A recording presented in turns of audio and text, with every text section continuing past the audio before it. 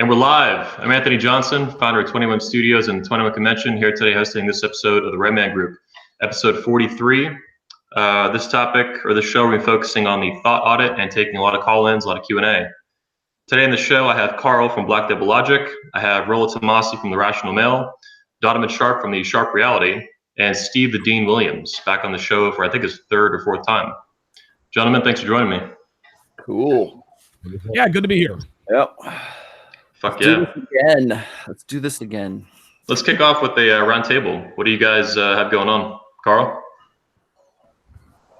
I know. Sorry, I was going first. No, I've been doing some work on Gendernomics 1 and 2. I actually pulled Gendernomics 1 off Amazon for a little bit to redo some stuff. I'm doing some formatting changes and updates, and then I'm doing a new cover for it. Well, I'm not, Ryan is. So I'm doing a matching cover for that and the new one.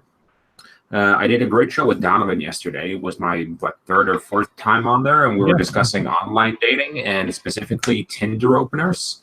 So I went through some different styles of openers with him, the effect they have, and the congruency between your profile, your opener, and how to bridge them. So bridging is something I'm not sure if I'll be writing on it or if it'll be Patreon only content or if I'm going to discuss it with Donovan, but it's something I think we need to talk about a little bit more.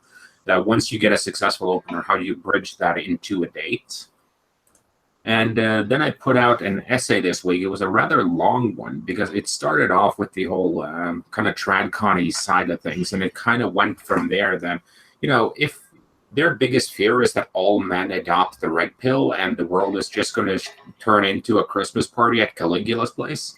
And I don't really think that's a realistic scenario that, first of all, women want to bang the top 20% of men. So if all men are 10s, then they're just going to want to bang the 10.8s and the 10.9s and the so on. So that's not going to be a big issue there. Plus, I don't think a lot of guys, every guy has done a bench press or something at one point, but very few guys train all the time. So I think sticking with it is just going to be a major issue for most guys. And even for those who stick with it, most guys end up like Donovan or Ryan after a while. They kind of get fed up with the time investment and they just kind of run with, rather have a long-term relationship with some girl and just keep her in line instead because it's less work.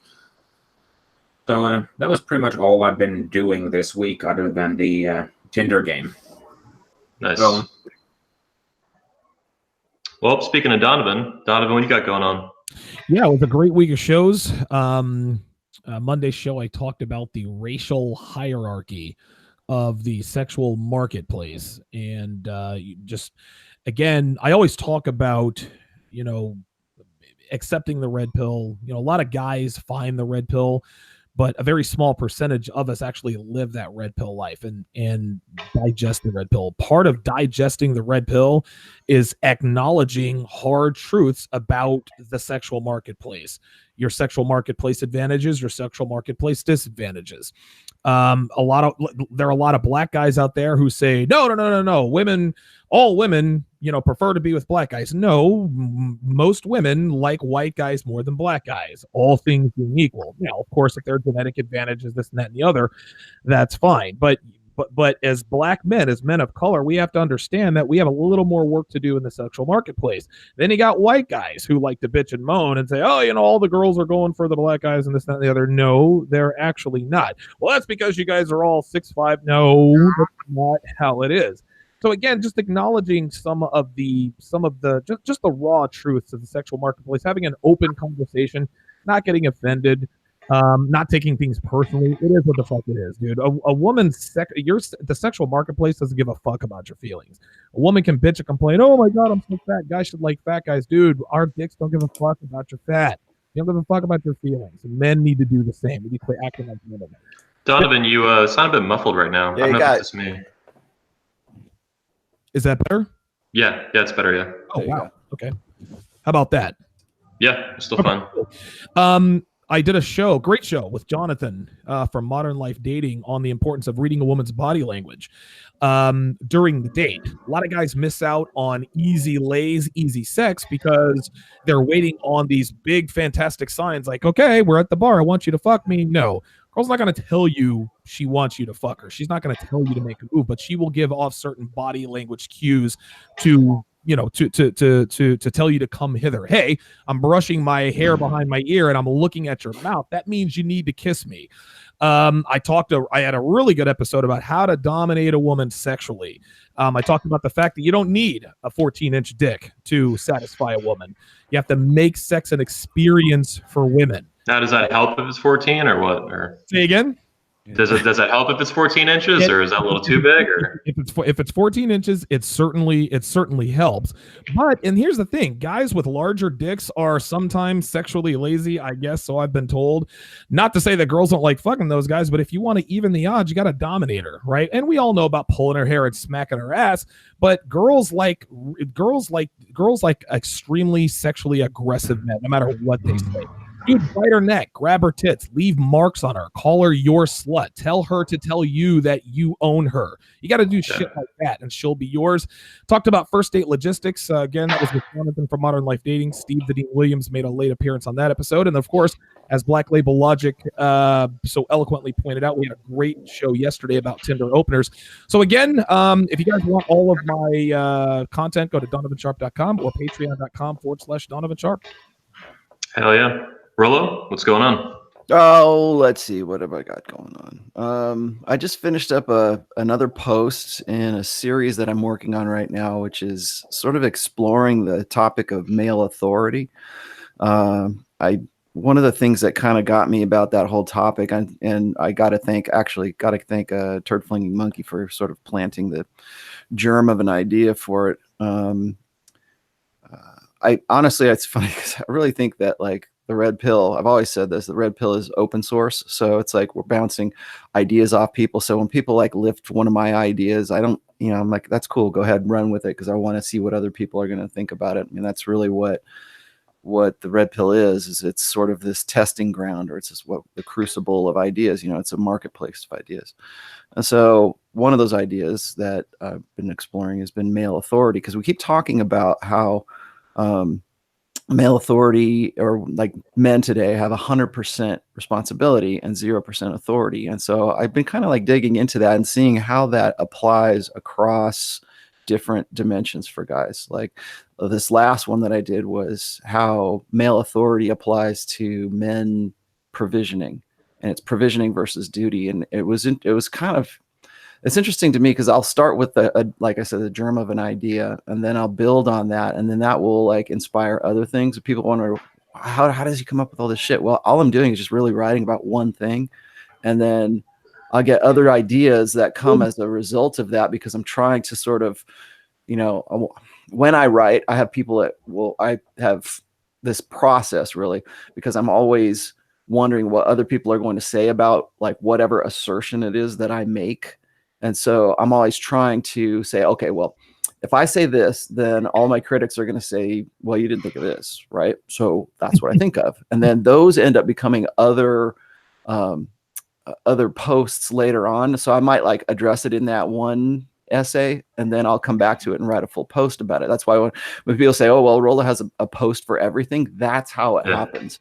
And so I was writing about male authority and how women have taken that authority. Like right now, we talk about how men have 100% responsibility and 0% authority. Well, the reverse is almost true for women right now. They have 100% authority and 0% responsibility. Yep. And so it's kind of been like before the sexual revolution, there was a time when there were checks and balances, whether it was through religion or society or whatever, and prior to the baby boomers and the free love shit. Prior to all that, there was sort of this unspoken kind of social contract where there was checks and balances for hypergamy.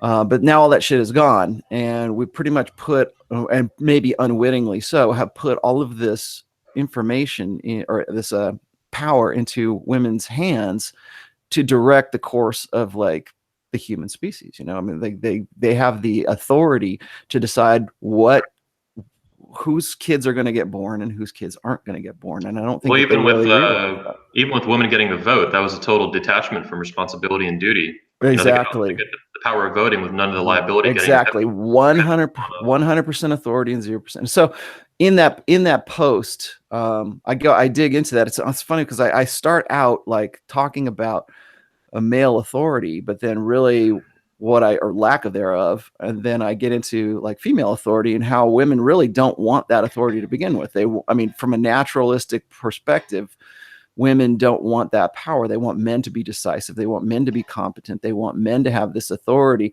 so that they are not burdened with that. I mean, it's essentially giving the male burden of performance to women, and women don't know what to do with it, right? Because they're not equipped for that kind of thing. I mean, that's just the simple facts of evolution and just how we were created, right? So anyways, I got into that. So that last post was provisioning versus duty, and how we still expect men to have authority that they don't actually have. So we expect men to have this kind of, man up, and, it's this tradcon idea that men need to, if men were just accepting the responsibility and owning all of this, all whatever it is, the accountability or the liabilities, if they were just living up, if they were just manning up, then they would, the world would be a better place. And it's like, well, how are you going to do that? How does that happen? So I got into the nuts and bolts of provisioning versus duty when it comes to authority. I'm probably going to do one more in this series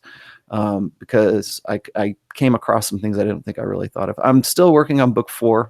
That is, I would say I'm done with the introduction. I'm done with the outline. So now I'm just sort of digging into the meat of it. So it's really interesting to me because this isn't like just going back through my old posts and saying, well, what should go here and what shouldn't go here.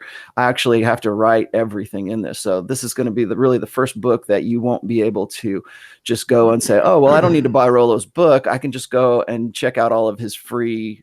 I just got to go look at this best of. What you did there? Yeah, right. I know. Now people are going to go, oh my God, you're selling out. Rollo's selling out, man. I can't believe it. Yeah. Well, let me tell you something. Let me tell you something. There's a lot of work, especially into this topic, religion and the red pill. A lot of work goes into it, and it's not just me. I have lots of other people that are helping me along with this too. So this is really almost like a red pill collaborative effort amongst a lot of guys. So I got that. And then the last thing I got going on, I have my new kind of personal channel that I've got going on, which is great because it keeps building. It's just really, really it's got like 80,000 good for me.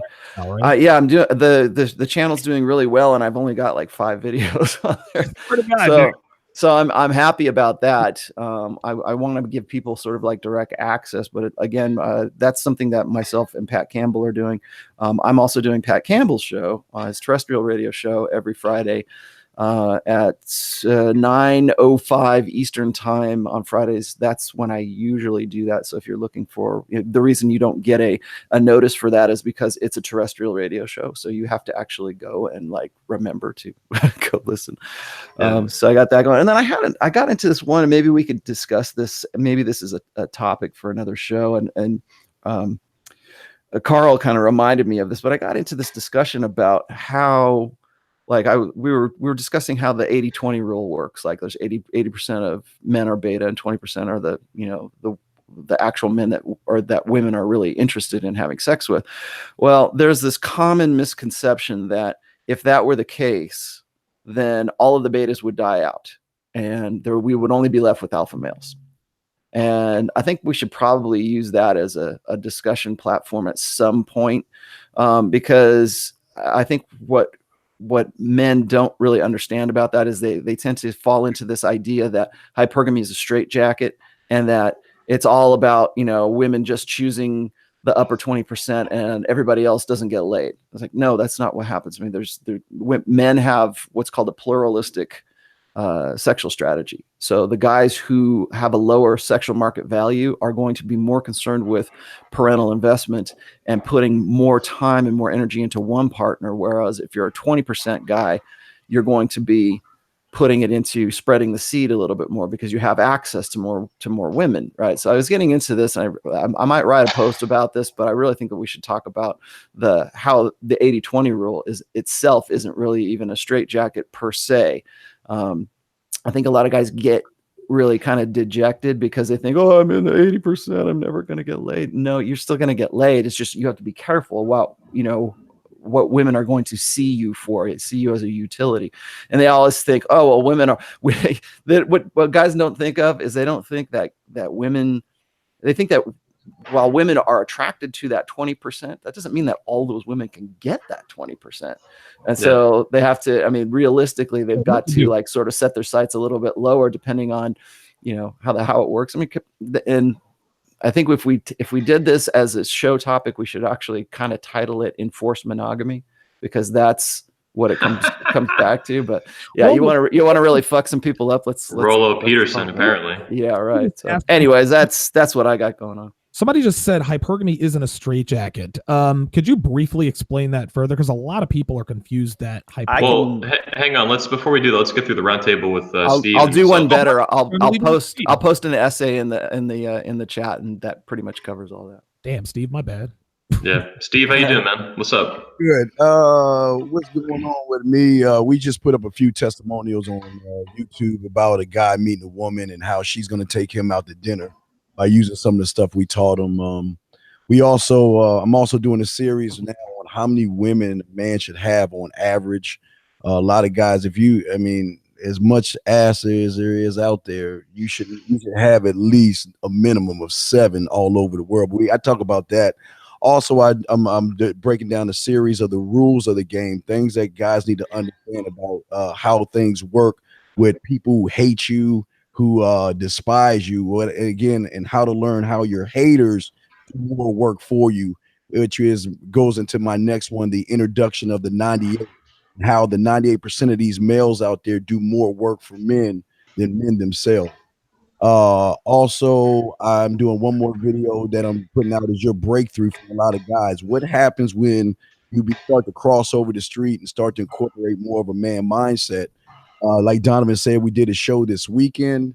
And last but not least, on Tuesdays, I'm doing 3 man mindset dating radio shows at 11 a.m., 1 East. And if all things work out, hopefully we'll have Mr. Anthony Johnson, as a guest this weekend at 7 o'clock, doing an interview and also talking about the power of manhood. So I got to talk to Anthony, but I think we're almost there, Anthony.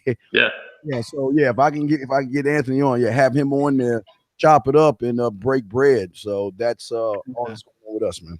I'm down, man. Let's break a lot of bread. Let's fucking do it. Deep, man.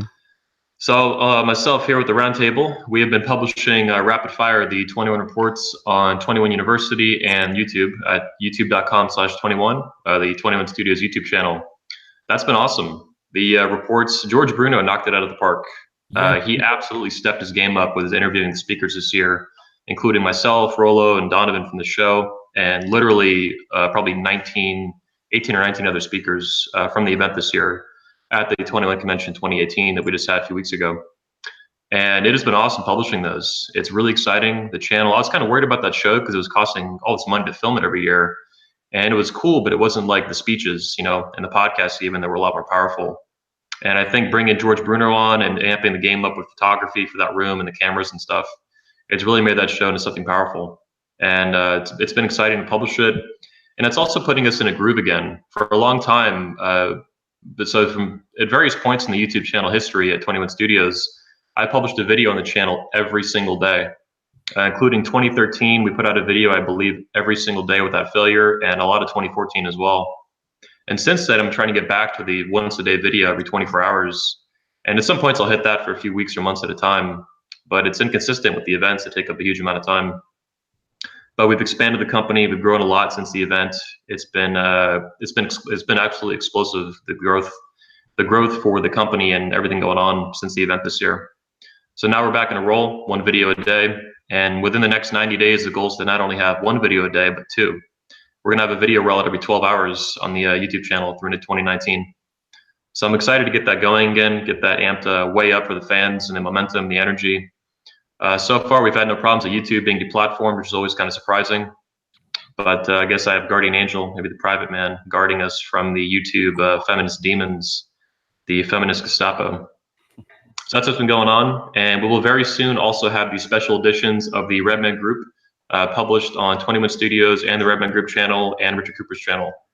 I actually have a guy here right now editing, finalizing episode 1, and it's a huge edit. The camera we put in this year, we amped up our game with the event this year, as you guys saw at the event, the speakers. Yeah. And it's been, dude, the footage is fucking awesome. Like, you guys are gonna shit. And I'm really excited to publish that and elevate the Redman Group and everything that we do with 21 Studios to yet another next level. So that's what's going on, and I will have more major announcements to come later this year and in January as well. With 2019 events, it actually looks like we're going to be doing 3 events, not just 2, in Poland and America. We have one more special one that I have been working on that Donovan and Rolo are aware of, and Carl as well. And it's going to be, 2019 is going to be fucking awesome. We're shooting for $1 million in revenue in 2019. It looks like we're going to hit it. We'll see. We'll see how that actually works out in the Fat Lady Sings. But I'm fucking excited, and it's a good goal. Even if you miss it, I mean, we hit fucking 800 grand or something. That's power, and it's power to amplify the speakers and the content and the ideas that we have, and it's power to combat douchebags like feminists that want to destroy the world we live in, destroy the values that we cherish in the West and everything like that. So that's what's going on with that. If there's nothing else at the round table, I think we should hop into the Thot audit. I don't know if you want to kick that off, Rolo, or I could kind of outline that too. Nah, you start. I'll throw my 2 cents in there. I think we need to. Well, I'll let you. You just go? Go ahead. Yeah, cool. So here's the basics of the Thot audit. If you guys haven't seen it on Twitter and around the internet in the past couple of days, it looks like it started with a Twitch streamer that was pretty big, and he kind of blew up for some reason. Well, I watched the video, and he makes a pretty decent point that Twitch and gaming has been invaded by women with huge tits and stuff. So it's women invading yet another male space, right? Everywhere men go, women follow it and fuck it up. So what else is new? But it looks like the incels and the betas and the blue pillars are fighting back. They're rightfully pissed off that their spaces are being invaded and watered down and turned into yet another source of just cash for them to make off of all these guys just throwing money at them through Venmo and PayPal and Snapcash and shit. So this guy fired back in a video, got him banned off Twitch, and somehow he actually started reporting some of these women to the IRS for tax evasion, which is different from tax fraud. Like, tax fraud's like a felony, but tax evasion, and I think he's right. Like, I know some of these women, I bang some of these women, and they don't even file taxes half the time. They really live like in another world where they think they're above the law, or that the law is just irrelevant to them. Even basic stuff like filing your taxes and paying them and shit like that.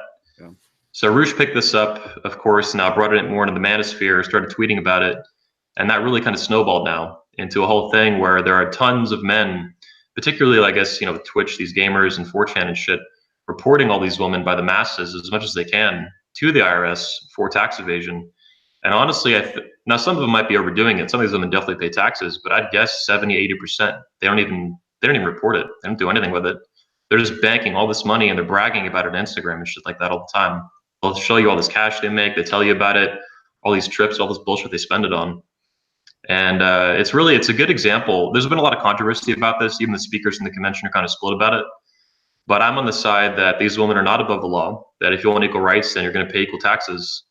And if you're evading your taxes, then I support these guys doing that. I'm not going to spend the time myself doing it. I have other shit to be doing. But if I wasn't running a business and doing podcast shows, dude, go for it. I support them all as much as you can. If they're breaking the law, then they deserve to be held accountable for it. I think I was watching this interview of, I think it was Sargon of Akkad. I don't know if anybody's familiar with him. I ran in and out of different circles on YouTube, but he was getting he did his own show on this, and then he had an interview. And I can't remember who was doing the interviewing. I want to say it was Jeremy from the Quartering, but he was talking about, like, it's not, all of this controversy is really not about the taxes itself, but more about the fact that these guys feel disenfranchised, right? It's like, how easy is it for a woman, a good look, let's just say, actually, you don't even have to be good looking. I mean, you could just still be like a 6 or 5 or 6 and still go on and show a little bit of skin, and you can make $27 off of your nudes or whatever, super chats and what's it, the premium Snapchat? That's what it is. Yeah.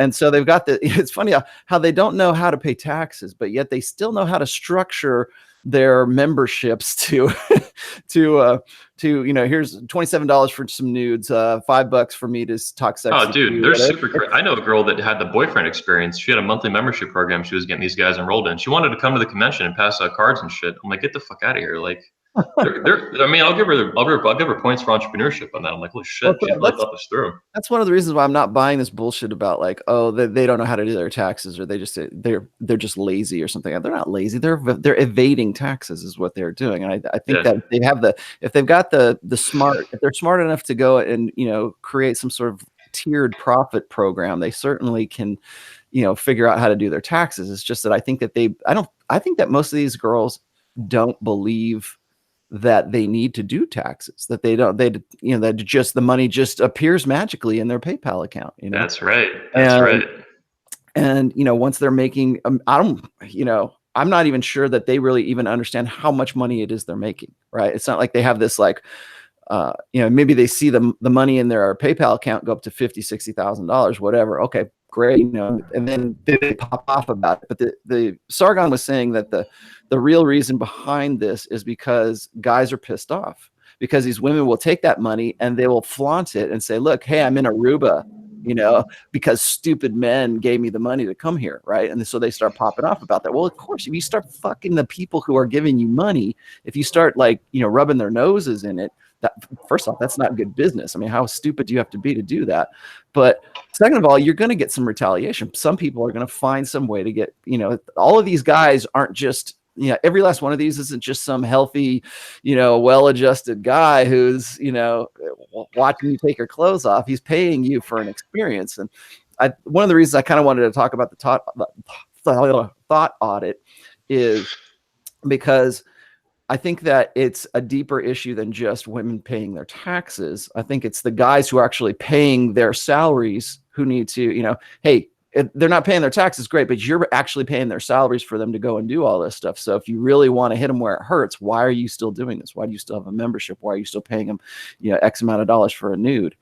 I know, like Sargon was saying that guys who are younger are disempowered or disenfranchised. And this is true because like guys who are in, men who are between say the ages of 18 and maybe 25 are in no way as socially empowered as a good looking woman of those same ages. The problem is that once that woman gets to be about 30 years old and she hits her epiphany phase, that's when it's, oh, poor me, I'm getting off of the cock carousel and now I have to, actually earn a living because I can't do this shit anymore. And then I want to get right with God, and then I want to, do things the right way. And you have to wait to have sex with me, and I need to fight. Where are all the good guys?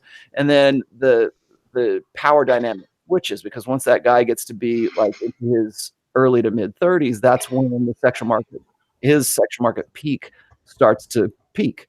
And I think that Sargon was saying that the guys who are in that position right now feel really kind of disempowered. And the only way that they can hit back is to basically say, we're going to report you to the IRS.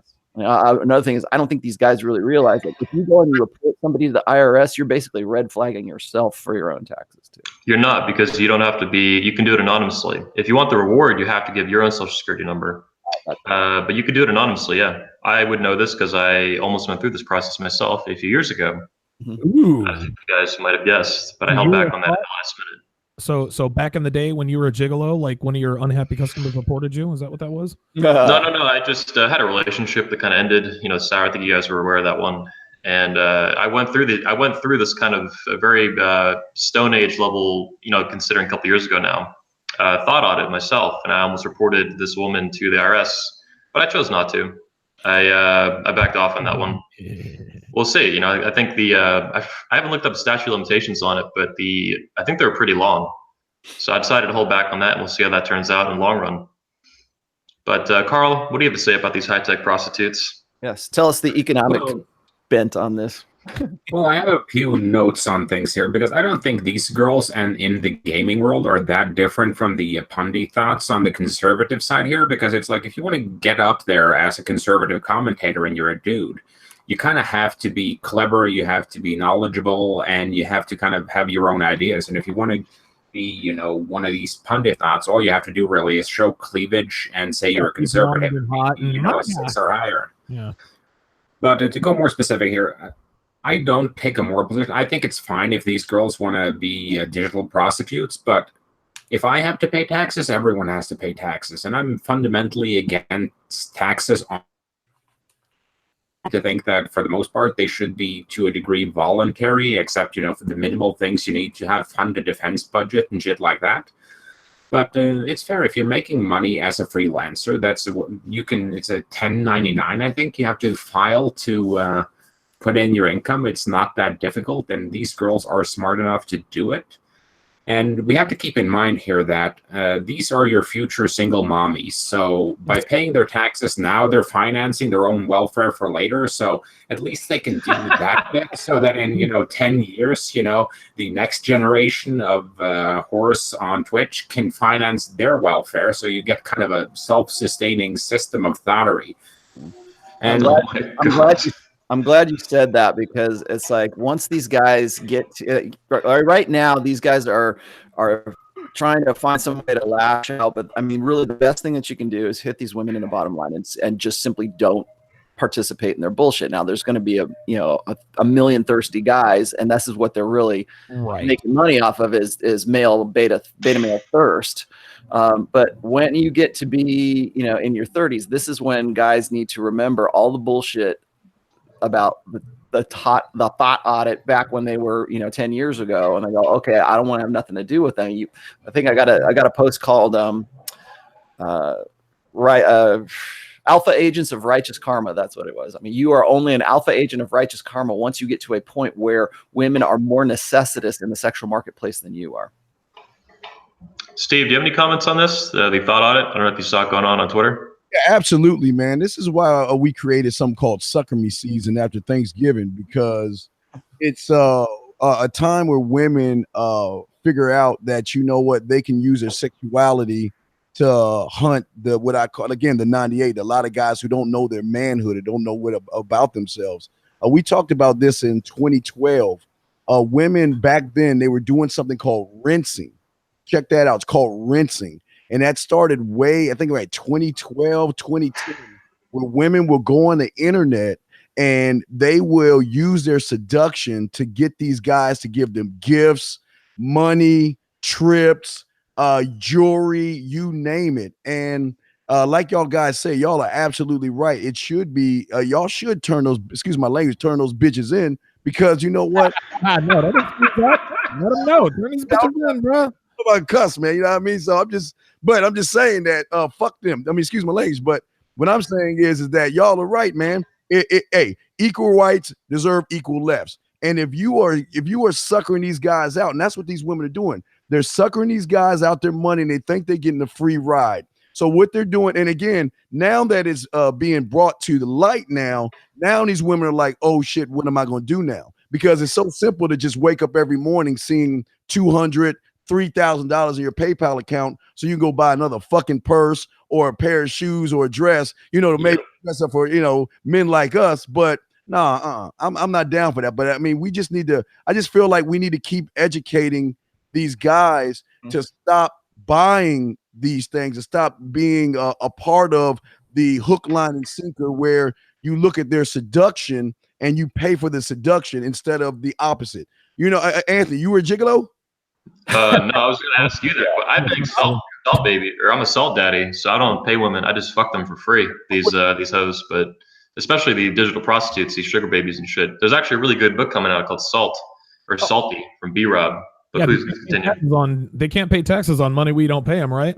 That's why you fuck them for free. Yeah, well, that's what I'm saying. As a gigolo, I couldn't understand, because when you're doing it correctly, they will spend money on you. They will buy you and clothes and stuff. And I think, but again, a lot of men can't fathom or connect that they have the power of taking their dick off the table and seeing what the woman can do for them. And I like I say, this is why groups like this are out here to really educate these things. So I just think we need to keep educating these young men. I mean, if anything, my salt dating is just justice for men, you know? I know that these betas don't have the game. I have enough to do it. So I actually just bought an account again. I've been off it for a while. It's like $80 a month. I'm like, fuck this shit. But I think every year or so I need to hop back on it and get back in the system and kind of level the playing field a little bit. And it's really fun. These girls are hot, and if you rub her up, I haven't got any diseases from you yet. And it's pretty fun banging them. And they think they're real slick. And if they've been on there for a while, you're not gonna be able to salt bang them. But the ones that are on there for like a year or less, they don't have a clue what's going on. And yeah, it's fun. It's awesome shit. Donovan, you got comments here? Yeah.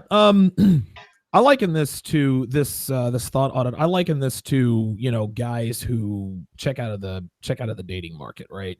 Like they say, oh, I'm not gonna have anything to do with women. I'm not gonna pursue them. I'm just gonna be a monk, or I'm gonna, buy a sex doll or whatever. That's not something I would do, but I understand why they do it, right? I don't have time to be reporting these hoes, man. I just don't have the time. But listen, I'm all for reporting hoes for tax evasion, tax fraud, whatever the case may be. Now, here's the thing. A lot of guys, and I think that Rollo is onto something. A lot of guys they're not necessarily upset with the fact that these women tend to get over on these beta males, right? I think that's part of it. But the other part of it is that these men can't have the hotness for themselves. They're upset with these beautiful women who make it so hard to fuck them. The only way you're going to be able to fuck them is if you pay them, right? And listen, let's not make any mistake in terms of what these girls are. These girls are prostitutes. They can call it listen, if you're a cam girl, you're a prostitute. If you're a stripper, you're a prostitute. If you're an escort, you're a prostitute. If you're a call girl, I don't care. Listen, you're selling your body for money. Doesn't matter whether penetration is involved or not. That is prostitution. All of that said, I am all for prostitution. This is a free market. We live in an age of free market capitalism. If you happen to have something or some things that the public is willing to pay for, by all means, make that money. I'm not against that. I can talk and I can write. I make money from doing that. But they should pay. Okay. If I got to pay 17 cents in taxes for a bag of apples that I buy from the supermarket, these bitches should pay taxes on money they get for nipple pics. All right. And again, we have to understand this too. And Rollo, you sort of took the thunder out of my cloud there.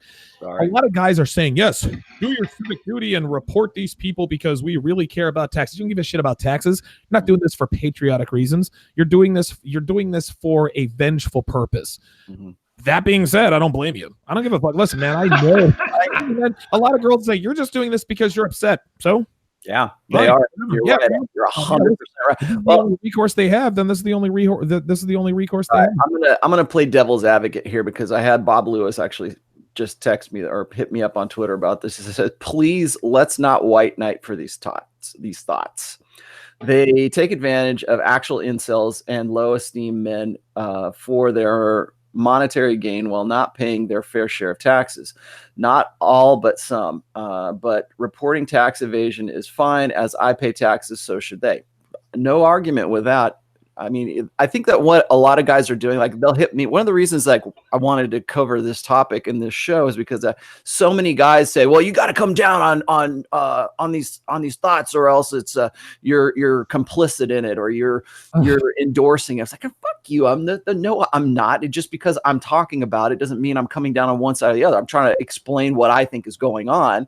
Now they want to make it a moral issue. They want to say, "Well, this is immoral for women to do this." And yeah, well, let's pause real quick and let's get Carl in real quick. Hang on a sec. He had the line here. Carl. Yeah, one thing I was thinking about just dropped into my head is now there's a thing with social media companies like Facebook. They have no editorial responsibilities because I can't remember the statute, but basically they're not responsible for anything that's posted on their site. And they also, like a newspaper editor, they're responsible for what they publish in that paper. And Facebook is not responsible, Twitter is not responsible, etc. One of the major discussions is, should they have a responsibility? Because if they're banning people and they're doing editorial work to a greater degree, should they have that responsibility? Because either they have to do it or they can't do it.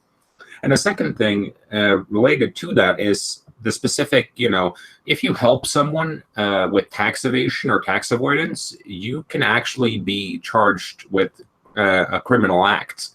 So one thing here, PayPal, for instance, is a payment service provider for a lot of this. And the companies that they're using to stream, like Twitch, or if they're using Patreon or whatever, they could technically be charged with enabling tax evasion, and that could mean that they lose their ability to provide payments, depending a little bit on. So I think it would be interesting to see if a service like PayPal would have to start actually reporting directly to the government, because you have an EU case, because everyone's heard the joke about Swiss bank accounts. Yes. But the EU actually pressured Switzerland to open up part of its banking system to hunt down EU citizens and corporations that were using it as a tax shelter.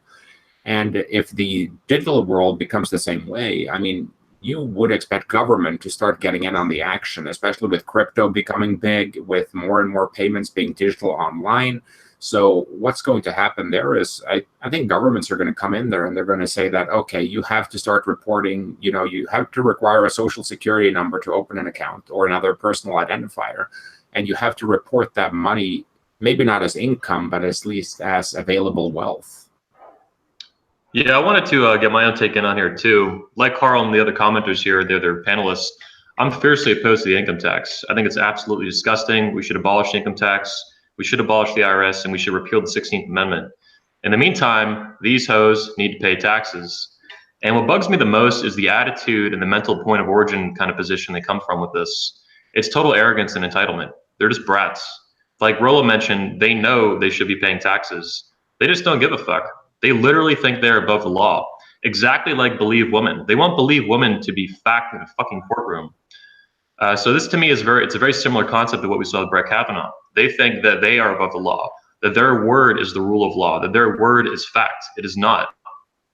George Bruno actually made a good point that back in the 80s and 90s, you had a he said, she said kind of dynamic. When there was whether it was in school or whether it was on the news or something was going on, there was accusations. Accusations are not evidence. They're just just words, and they don't count in a courtroom unless you can back them up with evidence and stuff like that. So to me, this is a very similar concept. They're just seeing women think that they're above the law and that they can abuse the law. I even have a book here on my shelf, How to Destroy a Man Now, or whatever the fuck it's called, written by a psychologist with a PhD in psychology. So to me, it's just disgusting the way that women today act in the West. Not all of them, but a great number of them. And women by the thousands, going on Snapchat and their premium snaps and just making all this cash like this. It's just, and then not paying a dime in taxes on a lot of it. It's not like it's one thing if they're committing fraud and they're falsely reporting this stuff. I don't think most of them are doing that. I'd be surprised. They're just ignoring it, and they know they shouldn't, and they just don't fucking care. And as of yet, there hasn't been consequences for that. And it looks like all these gamers on Twitch and shit and on 4chan are going to start putting a stop to that. The IRS definitely wants their money. I saw the Rouge posted a nice tweet with the Jurassic Thoughts. Someone had made a video apparently and photoshopped in some imagery from the end of the Jurassic Park movie, where the T-Rex was the IRS eating the velociraptors, who were the Thots. It's pretty fucking funny. But I think that's what's going to start happening. If there's just in Orlando, I can guarantee you there's probably a couple thousand women doing this kind of shit. And most of them, I'd say, 80-20 rule, most of them are not reporting any of that shit. Yeah. Now, yeah. But I know some, man. I fuck some of them. Like I see what they do, and they tell me how much money they make and how they do this shit. And I will say this though, the PayPal and Venmo boot them off their platforms really consistently. They hunt for this stuff. I think, like Carl was saying, they know that if they don't crack down on that shit, and they have been for a while, if they don't crack down on it as much as they can, at least to save face, or at least present that kind of front, they could lose their ability to process payments and shit like that, or have more regulations thrown at them, which still might happen. But I think that's coming. I think that's inevitable. It might, yeah. I mean, they do try. They really do. I know because these women bitch about it, how fast they get banned, because these dudes send the money and then they file chargebacks. So their chargeback rates are huge. All their shit like that. Wait, yeah. The dudes send them money and then they ask for a refund.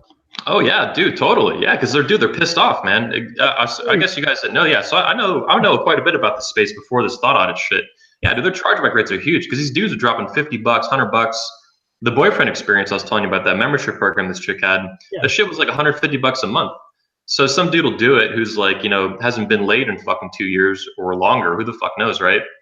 And then he, she ignores him or something. He gets pissed off at her. The dude's socially uncalibrated, probably slightly autistic or something. And so he's like, fuck this bitch. And he goes on, PayPal or whatever, his credit card, files a chargeback. Dude, PayPal and Venmo and all these payment processors, they hate chargebacks. It costs them money. Yes. And what are these girls going to do? They don't have a terms of service. They can't.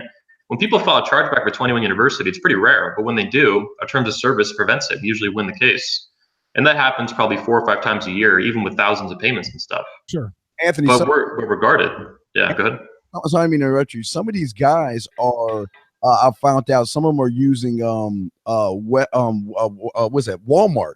Walmart to Walmart now to get out of the PayPal loop, getting the cash in their hand, and that way there's no way the IRS knows that they're getting and receiving money. Oh yeah, like Western Union, stuff like that. Money laundering. Yeah. Yeah, that is. Yeah, any girl that uses Western Union is probably a fucking prostitute. Not that I would know. Yeah. And then look, one thing I wanted to drop in here. It's no coincidence that these girls went on Twitch and directly targeted this demographic of guys. They know that the gamer guys are all lonely, all, you know, a lot of them are incels. In fact, a lot of them, you know, have like zero game, and they think, you know, it's really just part of that new lifestyle. You know, we're going to just sit at home, play video games, eat pizza, smoke pot, jerk off to porn. Oh, instead of jerk off to porn, here's a better thing. You can actually talk to a girl and she's going to pretend that she likes you. Right. Yeah. I wanted to comment here too, though, that I'm with Donovan, that I'm for legalizing prostitution. Yeah. So I'm opposed to the IRS. I'm opposed to the income tax. But in the meantime, that shit's rule of law, so I support it. But I also support legalizing prostitution everywhere in the United States. Although at the same time, it is alarming how many young women today have been normalized into digital prostitution like this.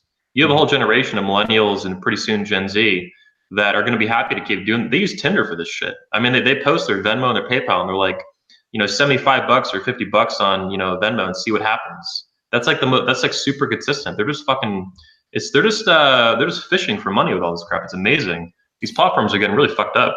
It is amazing, but, and I know a lot of guys get upset with this, but what they do is like, oh, these hot girls just go after these lonely guys. That's their market. Dude, honestly, do you think a cam girl is going to come to the Redman group and say, hey, for only 100, no, she'll fucking get laughed out of the room, be like, bitch, I can get my dick sucked for free. What the fuck's wrong with you? Yep. But they have to go where they are.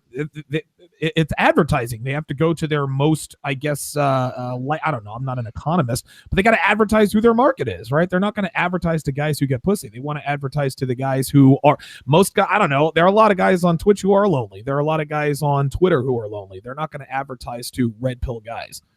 Yep. Well, that's a brilliant thing that, you know, Twitch is like a brilliant platform if you're going to do this, because that's just basically gamers who have no game. So that's like being able to, you know, sell liquor at an AA meeting. That's like being the only coke dealer at the Narcotics Anonymous meeting. I mean, it's brilliant. We're getting some feedback on that. Well, we'll take calls here in a minute, but did you see the video of the guy who was like, I mean, the guy was just irate. The guy that called this out in the beginning, and he was just, I think he was just kind of flying off the handle and very emotionally. But, you know, he was talking about stuff like how, you know, these are the same girls that ignored you when you're in high school, and these are the same girls that are, you know. He called them sluts. He was calling them out. These fucking sluts, the same ones. He was mad. Exactly. I mean, I understand why they banned that guy, because they're worried that guy's going to be the next dude to rent a van and run through, you know, a crowd of girls. He's going to start a fucking uprising of incels that are going to start reporting like he's doing. I mean, there's probably hundreds or thousands of incels doing this shit now. I can guarantee you. They have nothing better to do. It's either that or World of Warcraft on Saturday, or hopefully Redman Group. But I wanted to comment too that actually let's take a commercial break and promote all of our money stuff. All right, everybody watching this right now, there's 637 of you. I'm looking at every single one of you through that camera. I expect every single one of you to smash the like button right fucking now to go do that stuff. It's appreciated. In addition, go to patreon.com/Redman Group to support the show. There's a link in the description underneath this video. Also, we have reddit.com/r/Redman Group. I believe that's the URL. It's also in the description underneath the video. Join the Redman Group community, join other fans, talk about the show, suggest topics. I pop in there sometimes. So does Ryan, Rollo, Modern Life Jonathan from Modern Life Dating, all kinds of guys. So pop in there. And appreciate you guys in super chats. We're gonna start getting into questions here soon, both in super chats and calling questions. And we appreciate that stuff. It helps the show. It takes time, effort, and money to organize a show the way we do. And the more you support it, the more shows we can do, including special editions that Rollo's been hosting, and some of us in the middle of the week, the special shows. So that's all appreciated. Like button, comment, share, all that stuff. And check us out on soon on iTunes. But for right now, there'll be a link in the description to get the audio version of these shows. There's like one behind right now, but there's a few on there right now at Podbean. So we do have the audio coming out now for the podcast itself, not just the video here on YouTube. You can download those for free on Podbean. It's redmangroup.podbean.com. Also, just check the link, and soon you'll see that also connected to iTunes, SoundCloud, all that kind of stuff. With that said, let's continue on through the show. I actually thought we should talk about prostitution real quick, because some of the guys in the chat are talking about it, and how women are very split on that, whether or not they want to, legalize it. Listen, I'm going to start off first with this. Of course, women don't want prostitution legalized. If prostitution gets legalized, then that means that they have to become women. Dude, episode 14, I'm on episode 372. Episode 14 was 4 reasons why women don't want prostitution legalized. That was a long time ago. I couldn't tell you what the 4 reasons are. Go to donovansharp.com. But of course, women don't want prostitution legalized because that forces them to become women. The only reason why we even deal with women in the first place, the only reason is because we want to fuck them. We can all sit here and say, oh, well, I need companionship. Okay, that is important, right? Well, I want somebody to cook and clean. I can cook and clean myself, but it's nice to have somebody else to do that for me. But if every woman's vagina just closed up completely, then guess what? If Devin's vagina all of a sudden just disappeared, guess what? She'd be gone or I'd be gone. I'm not dealing with women if I'm not trying to fuck them. And let's not, and women, and God bless women, man. You guys are some weird, wonderful, fantastic, and fucked up creatures all at the same time. But this is why we deal with you. So if prostitution becomes legal, then that gives us absolutely zero reason to deal with you in the first place.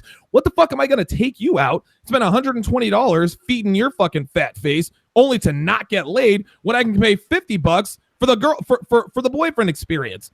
And not only that, if prostitution became legal, now there are going to be so many available prostitutes. What does that do? The price comes down, right? Supply and demand. There's going to be so many prostitutes around. It's going to be cheap prostitution. So, I mean, there already are, technically. Look at the online stuff. Women have one of 2 choices. You either shape your shit up, get thin, learn to cook and clean, be submissive, or become a prostitute. You're going to get paid either way, right? But women don't want prostitution to become legal because that would, in essence, severely drive down the cost or the premium of the one thing that we men can't live without, and that is vagina. No, they don't want prostitution legalized. Fuck yeah. Feminists are nowhere to be found on those women's rights, right? The right to sell your body in an open marketplace like that, which I think they have the right to do as a human being. Absolutely. I don't think it's a great idea, but you have the right to do it. And feminists, of course, are absolutely silent on that. They don't support that shit at all. They hate porn stars and stuff. Exactly like we're talking about here, because it lowers the price of pussy down in the market. Yeah. I think it's very practical. And like when you look at a porn star, for instance, let's just say Stormy Daniels for a moment here. That woman was on The View, which is really kind of the paramount show for feminists, or it's the Mount Olympus of feminism. Yeah. And they're happy to have her on because she can knock President Trump, right? But at any other time, they wouldn't even. They were like, get this hoe off of here. They would not want her to be there because that's not what they want to be about. They don't want to be seen as promoting prostitution or promoting pornography. But I think it's real interesting. I think the whole thing when it comes to pornography and feminism and prostitution is they're very, you're right. They're very silent on this, but they will embrace it if it helps to serve the feminine imperative. So if the cost is less than what they think the perceived outcome is going to be, then they'll embrace it. And I think that this is one of those instances where women are far more calculating than we want to give them credit for. We want to say, oh, they don't think about this, or they don't want to say anything about this. No, they will. but they'll say it when it serves their interests, when it works for them. That's when they'll talk about it. Yeah, it's funny because the guys ending up sticking up for women's rights are men. I'm like a libertarian in this sense. I support a woman's right to sell her body for whatever the fuck she wants to sell it for to whatever guy who wants to buy it. But women feminists don't talk about this. They're silent on it, like Roll's talking about, on purpose, because it doesn't serve their interests otherwise. Because they don't give a shit about women's rights. They hate women. Well, there was even whether porn stars or church girls, they don't give a shit. There was just this story, and I think there's actually two of these. I think there was one that was in Europe somewhere, and then there's this other one where they're trying to make these brothels for sex robots, for sex dolls, and they're getting shut down. And it's like, why are they getting shut down? Why is this something that, basically there's nobody working there. There's almost zero overhead besides, the maintenance on the sex dolls, right? Why would this be an issue whatsoever? Why would anybody want to protest against this? The problem is because women understand that the fundamental nature of their sexuality is transactional right now.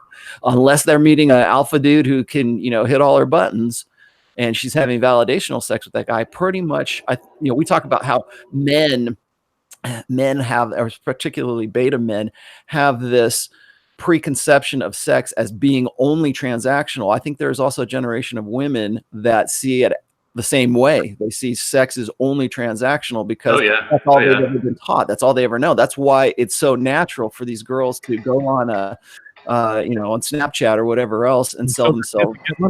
And then that's it. And just like Donovan was saying, is like, then they complain and say, "Oh, men only see us as sex objects." Like, well, stop making yourself a sex object. That's all they see. That's all they see themselves at. Yeah. They don't have any value beyond the sexual. It's like, if you really want men to see, some sort of intrinsic value in you, develop some intrinsic values. Well, I'll say this too, that transactional mindset, you're right, that's all they see themselves at, and then they bitch about it, projecting it.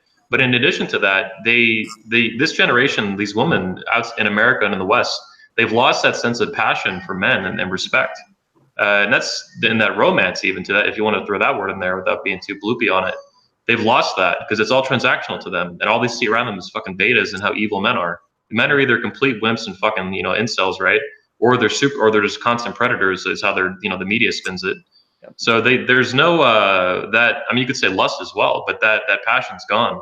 They'll still find alphas from time to time and get the rocks off, but it's fucked up. It's fucked up in 10 different ways from every angle. That's how I see it.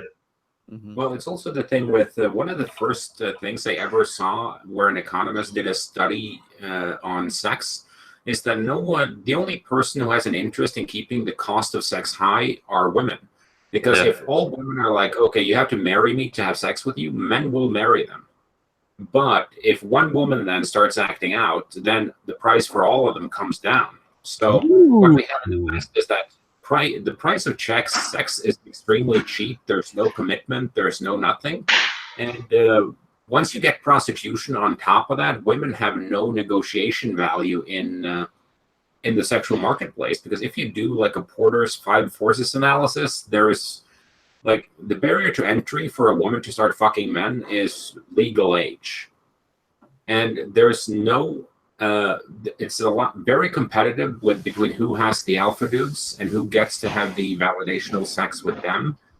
And it's not a very hard thing for women to go into. I'm not going to do a full 5 force analysis on here, but it's just a case of women know that once sex becomes extremely cheap, they have no leverage whatsoever except guilt and obligation. And that's what you see with the beta men, because it's not, yes, they want to white knight the girl to sleep with her. But on the other hand, it's just a girl telling them, "Oh, you're a good man. You're standing up for women's rights, etc." That makes them feel good about themselves. So they keep white knighting, despite the fact that, hashtag she still won't fuck you. It's really hysterical, actually, how if you watch what these women comment on like Instagram and like Reddit and all this bullshit, right? They actually just constantly throw out this beta bait bullshit, is what I call it. They actually tell men that they fuck men of like character and like all this bullshit. It's hysterical. It's obviously the complete opposite. And that's why I say that women like this. Women in general are always like in a low key kind of information war against betas. They're always throwing out disinformation that they know is fucking bullshit. These women are fucking, especially these Snapchat porn stars, they fuck assholes like me, left and right.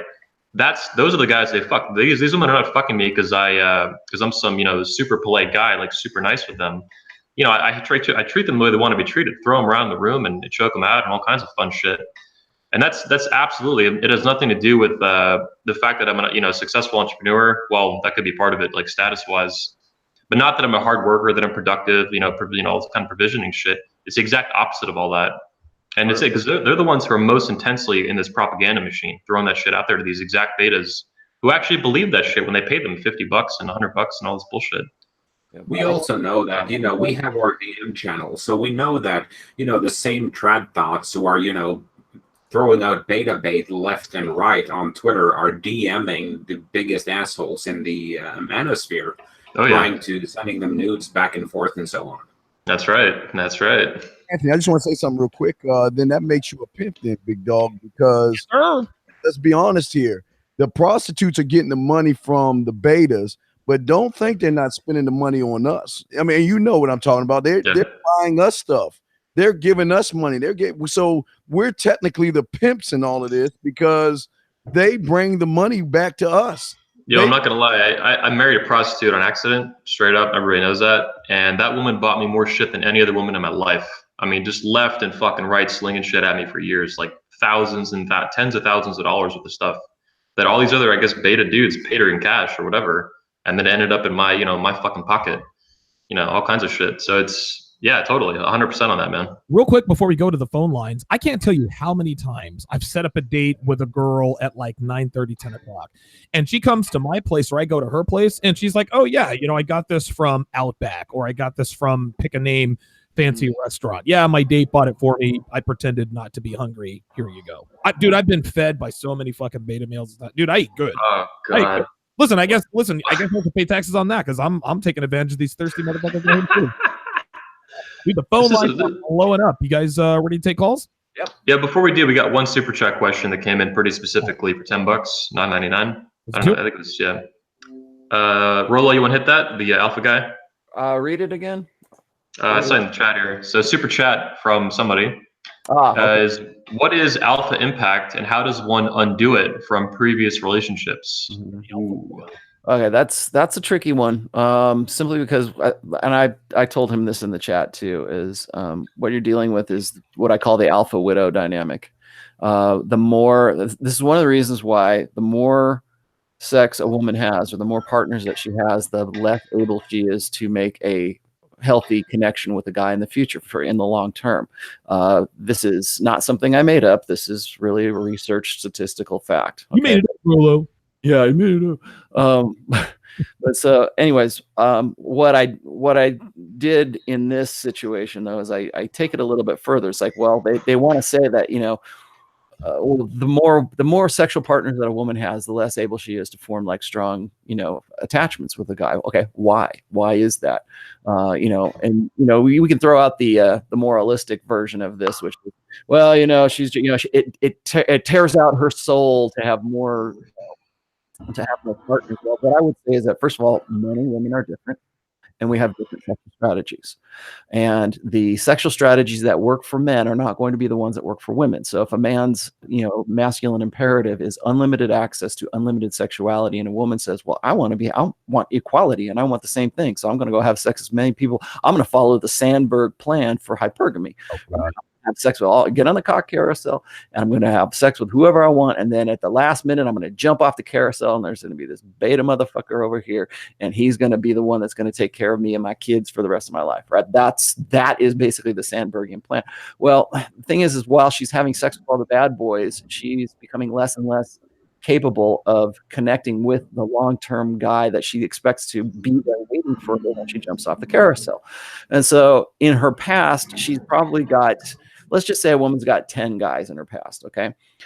Of those 10 guys, there's one guy amongst them that had the strongest alpha impact of that bunch of them, okay? Maybe there's two, maybe there's even three, right? But there's at least one, okay? There's one guy who set the benchmark for her, who says, this guy fucked me the best. This guy treated me the best. This guy was dominant. This guy, if I could have just locked this guy down, I would have married him instead of this, this guy who's been waiting his whole life and thinks that his ship's come in because I'm finally paying attention to him.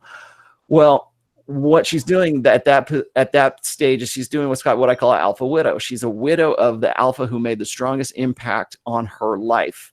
And so any guy who gets with her after that point has to sort of fight the ghost of that strong alpha guy. So what I'm proposing is that if a woman has 10 men who made, who she had sex with in her past, one of those guys is going to be the most alpha.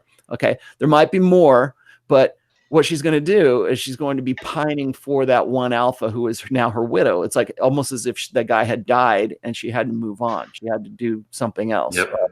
And so she constantly pines, and the guy is constantly dealing with that. And I think that that's what this guy's talking about right here. How do you offset that? Well, the way that you offset that is you have to be the one who is creating a more significant alpha impact in her life than the guy who did before. So you have to figure out, first of all, you have to decide whether this is something you want to do in the long term anyways. Okay. Yeah, I was just going to say, let's pause and question the question, because why would you want to do that? Yeah, and that's really what, when guys tell me, how do I fix my marriage? My first question is, are you sure you really want to be in your marriage? Because the easiest way to fix that is say, get the fuck out and go start over with somebody who doesn't know you, right? Yeah. And so if that's not the case, then, what you have to do is you have to in some way make yourself a more significant alpha lover than the guy who was there before. She has to fixate on you. One of the reasons why women tend to fixate on the first guy, like you never forget your first. Like when a woman is a virgin and she has her sex for the first time, usually that guy, if it's a boyfriend and it's healthy, let's not just, it's not rape or something like that, but it's healthy, she tends to fixate on that one guy because she has no other frame of reference because that's the only dude. Yeah. Right? Yeah. So guys always say, well, how many sex partners is too many for a woman? Well, I mean, it's not so much the partners or the numbers as it is the impact of the guys who are in that number. Okay. So if you got 10 guys and there's 2 guys in there who were alpha lovers, well, maybe those 2 were enough, right? But if a woman has only 1 lover before you, and that dude was the most, on his shit alpha guy, 1 might be too many. So it just kind of depends. You have to figure that out for yourself. You have to figure out, okay, who's she pining after? Who's she talking to on Facebook? Who is she still trying to get back with? And are you plan B? I got a great essay called actually Plan B, and it was about the statistics of women who keep a guy on the bullpen, right? In case things don't work out with the one guy, you've got a Plan B ready and waiting in the wings. And guys are okay with that. I think it's like 20% or 25% of women who are it might be higher than that, but the people who admitted to it, right? But they have Plan Bs. This is part of hypergamy. This is part of women's sexual strategy, is to, if one doesn't work out, move the next guy in, right? And then if he don't work out, move the next guy in. So it's all this kind of planning ahead, because hypergamy is based on doubt. And that doubt is he the best that I can do? So when she's pining for an alpha lover, that was the best that she could do. And if she's doing that with you in the relationship, you're not that guy. And so you need to become that guy if you want that relationship to work out. All right. I had some stats on this actually with the number of partners, just to throw them out there because I used them in this week's essay.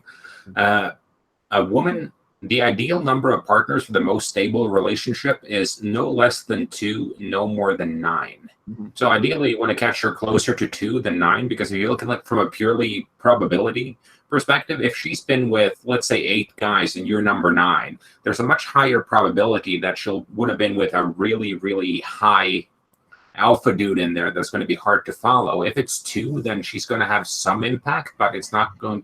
The risk of it being a massive one is smaller. Okay, let's get to the phone lines. We've got quite a few callers. When I bring you on, try to keep. Let's right before we do that, let's get Steven. Let's hop into calls. Steve, real quick, and Rolo is 1,000% right, and so is Carl. I think I just want to say real quick, because I know we got calls. What you guys have to understand is this: the majority of you guys are so have this mindset that you're going for the pussy between their legs, where the alpha man, because he knows everything's internal, he's going for the pussy in between her ears. And when you connect that emotional aspect on a woman as a man, what happens is she compares the alphas to the regular guys. That's why she bends towards more the alpha guy, because of what the regular guy isn't doing. It's what we're doing that they're not doing. But I just wanted to say that real quick. I actually don't even go for what's between the ears. I go for the soul. So I just try to get their. I want them to give me their soul. Basically, is what I go after. Fuck her soul. Yep. Yes. Yeah, exactly. Let's Donovan? go. Yeah. Okay. Yeah. Let's go to the phone lines again, guys. Try to keep it brief. We have quite a few callers, so we want to try to get to everybody before the end of the call, the end of the show. Area code 754. You're on live. Go ahead. Yes. Thanks for taking my call, Donovan. I love your show. I listen to it all the time. Thank you. I appreciate you guys having me on here. Here's my question. I understand the mindset of like, getting a hooker. It's just a whole lot easier than running game. But I've noticed that like I'll go out on a date and then I'll have to go through the woman's like bullshit and the shit test and all the other stuff. So my mindset, I'm thinking in my head, I'm like, well, fuck this. I could just call an escort and be done with it and pay like $50 or $100 or whatever. But then, I know not everybody agrees with getting a hooker because I know Modern Life Dating, he talked about that's not his thing. And my question is, where do you have the balance to where, yeah, you want to have that alpha mindset, but at the same time, you want to be able to relate to women and kind of be able to play their game a little bit. I know that Steve the Dean Williams talks about running game and that kind of thing. Where do you have the balance with that? That's my question. Okay, Steve, you want to go first? Okay, Adam. So he's about the where do you go first as far as getting a woman and everything? I think he's asking about a balance between like buying hookers and like taking the effort to game women and bang them like normally. Okay, well the thing is that first off, women go what I call through future, past, and present based off of your behaviors. It's not about what you are, it's about what you do. I mean, not what you do, it's about what you are. So what's happening is that I will take a woman out for ice cream or coffee. I ain't spending money on that bitch. Fuck that. I'm not taking her out to dinner. That's not my job. Don't feed her before you fuck her. That's my rule. Fuck no, you don't feed that. Hey, go get a $2 loaf of bread and feed the goddamn ducks. Right. But when you do that, what happens is she begins to recognize certain behaviors in you. See, the thing a lot of you guys do, you think that you've got to take them out to impress them. But the problem is that the difference between the prostitution and getting a woman and sleeping with her is how you feel about yourself and what you do as soon as you start talking to her. It's how you text, how you behave, how you think, what comes out of your mouth. If it's all going in one direction, then she's going to say this, and y'all going to laugh on this panel. But if a woman says out of the first 3 text messages or the first few sentences, oh, you one of those kind of guys. Oh, you a ladies' man. Oh, you must be smooth. Oh, I met you. Oh, how many girlfriends do you have? Then at that point, you have what is known as the high ground. You dictate everything. But when you don't have that standard and you're all over the place in chaos, she recognizes that and forces you to pay for the pussy. Yeah, and by the way, the answer to that, are you a player or you're a player, you're a ladies' man, your response is you have an eye for talent. Good. I'm actually very, very reluctant to buy women alcohol. Like, it's really rare I do that. But in the rare instances I do go to Starbucks or something, I will buy them coffee. But I also am going to tune into what they say. If they don't say thank you or thanks, that's not a red flag, but it's a douchebag flag. I'm not going to buy them any more coffee is what's going to happen. But mostly I just have women show up at my house on Tinder and shit. I usually buy alcohol, but it's not going to be more than, if it's a coffee and a walk date, sure, you'll buy the coffee. And usually with drinks, it depends on a little bit on where you are. I've been to some countries where it's kind of you buy the first round, they buy the second round or something. Exactly. But I also use that as a flake remover tool because I text them like 3-4 hours before we're meeting. I'll just text them, whoever's late buys the first round. And I usually never make them buy the first round unless I've been fat-fished, and it's like I'm having a drink on them before I leave. I actually like walking up to women at bars now. In 2017, it was the thing I was like a little kick I was on. I'd walk up to women and say, hey, I'll take a Jack and Coke, and just watch what they fucking say. And a lot of the time, they'd buy me fucking Jack and Coke. They'd be like, what? And I'm like, yeah, like a Jack and Coke. Can you get it for me? Thanks. And women will buy you drinks. It's awesome. Here's a trick. Yes, women will buy you drinks, especially if they really like you. Here's a trick that I used to use, right? I'd meet a woman at the bar. Okay, I'd ask her, okay, what is she drinking? Ooh, he's going to buy me a drink. All right, well, I'm going to have a vodka and Coke. Well, I know I'm going to get a whiskey sour. The bartender comes over. You say, hey, bartender, today is my lucky day. She is going to buy me a whiskey sour, and in return, I'm going to buy her a vodka and Coke.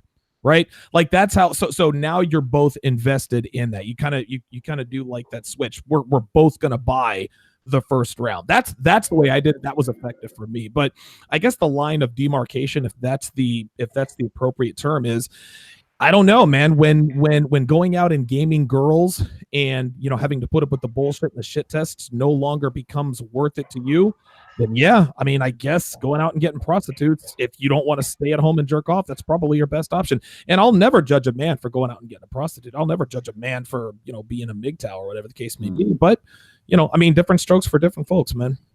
Yeah, I'm in the same boat, man. Do what you want to do. If you want to go, I'd like to be do justice for all the betas out there by banging these hoes for free, the ones that want to charge all this money.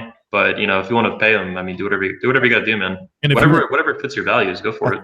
I think guys need to understand that if this is your situation, or these are the questions that you're asking yourself, understand that you are viewing sex from a transactional perspective, straight up. If you're paying for sex, that's the transaction. Okay.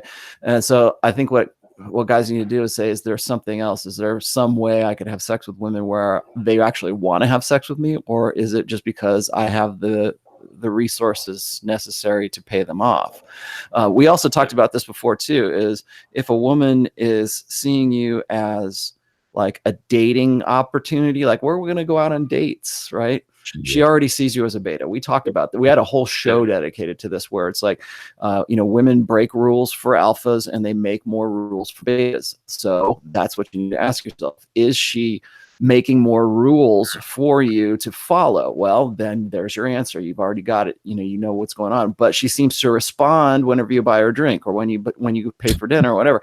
Guess what? You are in a transactional nature with that woman. Do you want to continue with this? If the answer is yes, then yeah, you're probably better off having sex with an escort, because at least you can pay for the performance. Let me play, devil's advocate here. Everything with women is a transaction, even from an alpha point of perspective. It's right. Validation, though, is the coin instead of money. Yeah, it's what you're paying with. That's bucks. Yeah, and that's what a lot of people have called me on that too. They say, well, even the validational sex becomes transactional at some point. Yes, it does, but I would much rather be the guy that a woman is breaking rules for and climbing over barbed wire to get to me to have sex with me than the guy who's going, okay, how much is it going to cost me? No, your coin can be busting a nut on her face or paying her Snap Cash. Which one do you prefer? Well, I mean, in that case, you can make a transaction about anything. I'm talking about but it's setting the tone for your relationship with this woman. Yeah. Oh, I prefer the coin. I prefer the payment that doesn't use PayPal. So. And thank you for that $50 super chat. I wanted to put that out there. Yeah, dude, he sent another one. He sent another one for like $2. He sent the $50 one. And then he sent a $2 one here. We got it's the same guy, this little super chat question. We should probably hit it right now. All right. So I think it was the same guy. So appreciate the huge super chat. I told him we'd spend it on nudes from Thots. And the question is pretty simple. Are we playing victim by reporting them to the IRS? No. Ooh. No, fuck no. Listen, even if we are, who gives a fuck? Doesn't matter what the reason is. Fuck them. Fuck these hoes, man. I think there's two sides to this. Like, guys want to say, well, if you don't report them, then you're part of the problem. And then if you do report them, you're a problem as well, because just like you said, aren't we part of the problem for, why do we care? Why would we even care about this? And so that's why I don't like the Thot audit thing, is because you can't win it. Because if you go and you say, well, I'm going to go report them, then that's your male insecurities. If you don't, then you're moralistically, you're shirking your duties as a moral man, and you should, right? So what is it? It's the duty, or is it you're insecure? See, there's no winning that question. What comes back to my head first is what Carl talked about. These women are most of these Thots, these ones that are like literally, high-tech prostitutes, they're single moms in training. So what that means is in the coming years of their life, they're going to abuse the tax system. They're going to abuse the welfare system, WIC, like all the housing, all the bullshit the single moms get. Way above and beyond men. And they never paid, not only did they not pay into the system much, they didn't pay into it probably almost at all, because they've been just avoiding paying all this shit. Well, maybe they hold a small part-time job somewhere at Starbucks or some shit like that, or whatever they're doing. So yeah, it's they're abusing the tax system basically. They're by the thousands. These women are evading taxes, and a lot of them are making 10, 20, 30, 50 grand a year or more. They're not paying shit on it. So fuck them. Yeah, and I was, and this was one of my arguments too. Is like I have quite a bit of money in a tax account, and I've always done that ever since I started writing books and I started making revenue from that, because I got to make sure that I'm bulletproof when it comes to taxes for what I do, because people will try to find any angle they can to tear me down. Same with you, I'm sure. Dude, and so I'm always meticulous with 21 with taxes. Yeah, but imagine what I could do. Like I got close to $50,000 in the tax account right now. Imagine what I could do for my channel, for Red Man Group, for all this stuff if I had an extra 50 grand. Man, I should be selling dick pics on fucking Snapchat. The fuck? Carl, what do you got? Well, I was just going to say that, let me reiterate. I think the income tax is a fucking disgrace. I think should probably be abolished throughout all the Western world, and it should be replaced with value-added taxes or a flat tax on total wealth plus income and on financial resources, basically, so you get it even. But my biggest thing with it is I don't make a moral judgment. If women want to sell nudes and there's a market for that, go ahead. You do you. I don't care. I have no insecurity about it. I just think it's right should be right, because if I have to pay taxes for what I do with my time, then you have to pay taxes for what you do with your time. Yeah, equal That's right. totally fair. Right? Yeah, this is a big cancellation of the pussy pass is what these incels and shit are doing. I say go for it. I like, Donovan, I'm not going to spend my time doing it, but I'm an influencer and a content creator, and that's the big reason why. I don't work at Best Buy making $10 an hour and then have, for 40 hours a week. I work 60 hours a week on a company I love, helping men and improving the world I live in, and protecting the future of the West. So I say fighting a culture war. So yeah, but if you have the time to do it and you think it's valuable for your time, I'm not going to stop you. Fucking go for it, man. All right, let's go back to the phone lines. Area code 571. You're on live with the Red Man Group. Go ahead. Hello, can you guys hear me? Yes, sir. Okay, perfect. Yeah, I don't actually have a question, but I just wanted to bring some awareness so that everybody else can benefit from this. So I work in one of the big 4 accounting firms, and I travel to different clients. So I have met women that I work with where she would go out on dates and she have on her phone listed food 1, free food 1, free food 2, free food 3. So she doesn't even know these guys, but she's just going out getting free dinners and lunches or whatnot. And then there's other girls that I work with her, but we hooked up, and she was telling me she has boyfriends in different geographical areas where she would travel to, and they will buy her jewelry and cell phones and whatnot. And she was bragging to me that she hasn't paid rent over a year. Well, that was pretty shocking that I heard of. And the last thing I want to say is that my friend just got back from China, and he was saying in China, there are these women that are on dating sites. What they would do is they would try to lure these Chinese men to different high-end restaurants, and once they can get a one date out of them, and she actually will get a cut from what what the bill was. So women are in all walks of life, and even in the corporate world, are still taking advantage of men in different ways. Wait a minute. Hold on. Wait, hold on. Let me go back. So you mean to tell me that there are these women in China who lure Chinese men? So they have an arrangement with this high-end restaurant. They lure these Chinese men to this restaurant. They get to eat for free, and she gets a cut of what that dude pays? Damn. 100%. Yeah, dude, that is next level shit. Oh my God. Dude, you see how brilliant? Listen, man, women are a lot of things. Stupid ain't one of. Listen, as trifling as that is, that's fucking brilliant, man. Dude, don't hate the players, guys. You got to hate the game.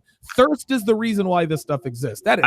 Let me play devil's advocate here. I'd say there's a difference between intelligence and being clever. And women are very clever, and that's what we're seeing in that caller. That China cunning is the word. Yeah, creative. Oh my God, because women will do some dumbass shit, man. But they also are very clever with this other stuff. It's a very interesting paradox. They'll be so smart with one thing, they're very dumb with another. I'll bet you the restaurant owner was probably the one that came up with the idea. Now that I'm thinking about it,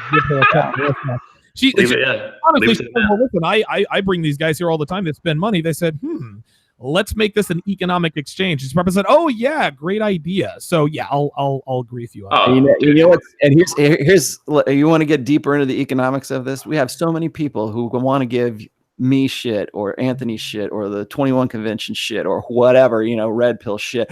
Well, that's all about the money. They're just trying to steal your money, blah, blah, blah. Well, if you spent, let's say you went and you did a $5 super chat on Donovan's show and you learned that you should not, trust these chicks in China to go into that restaurant and be part of that scam. If you averted that, $5 investment in a super chat versus $500 at a restaurant in China.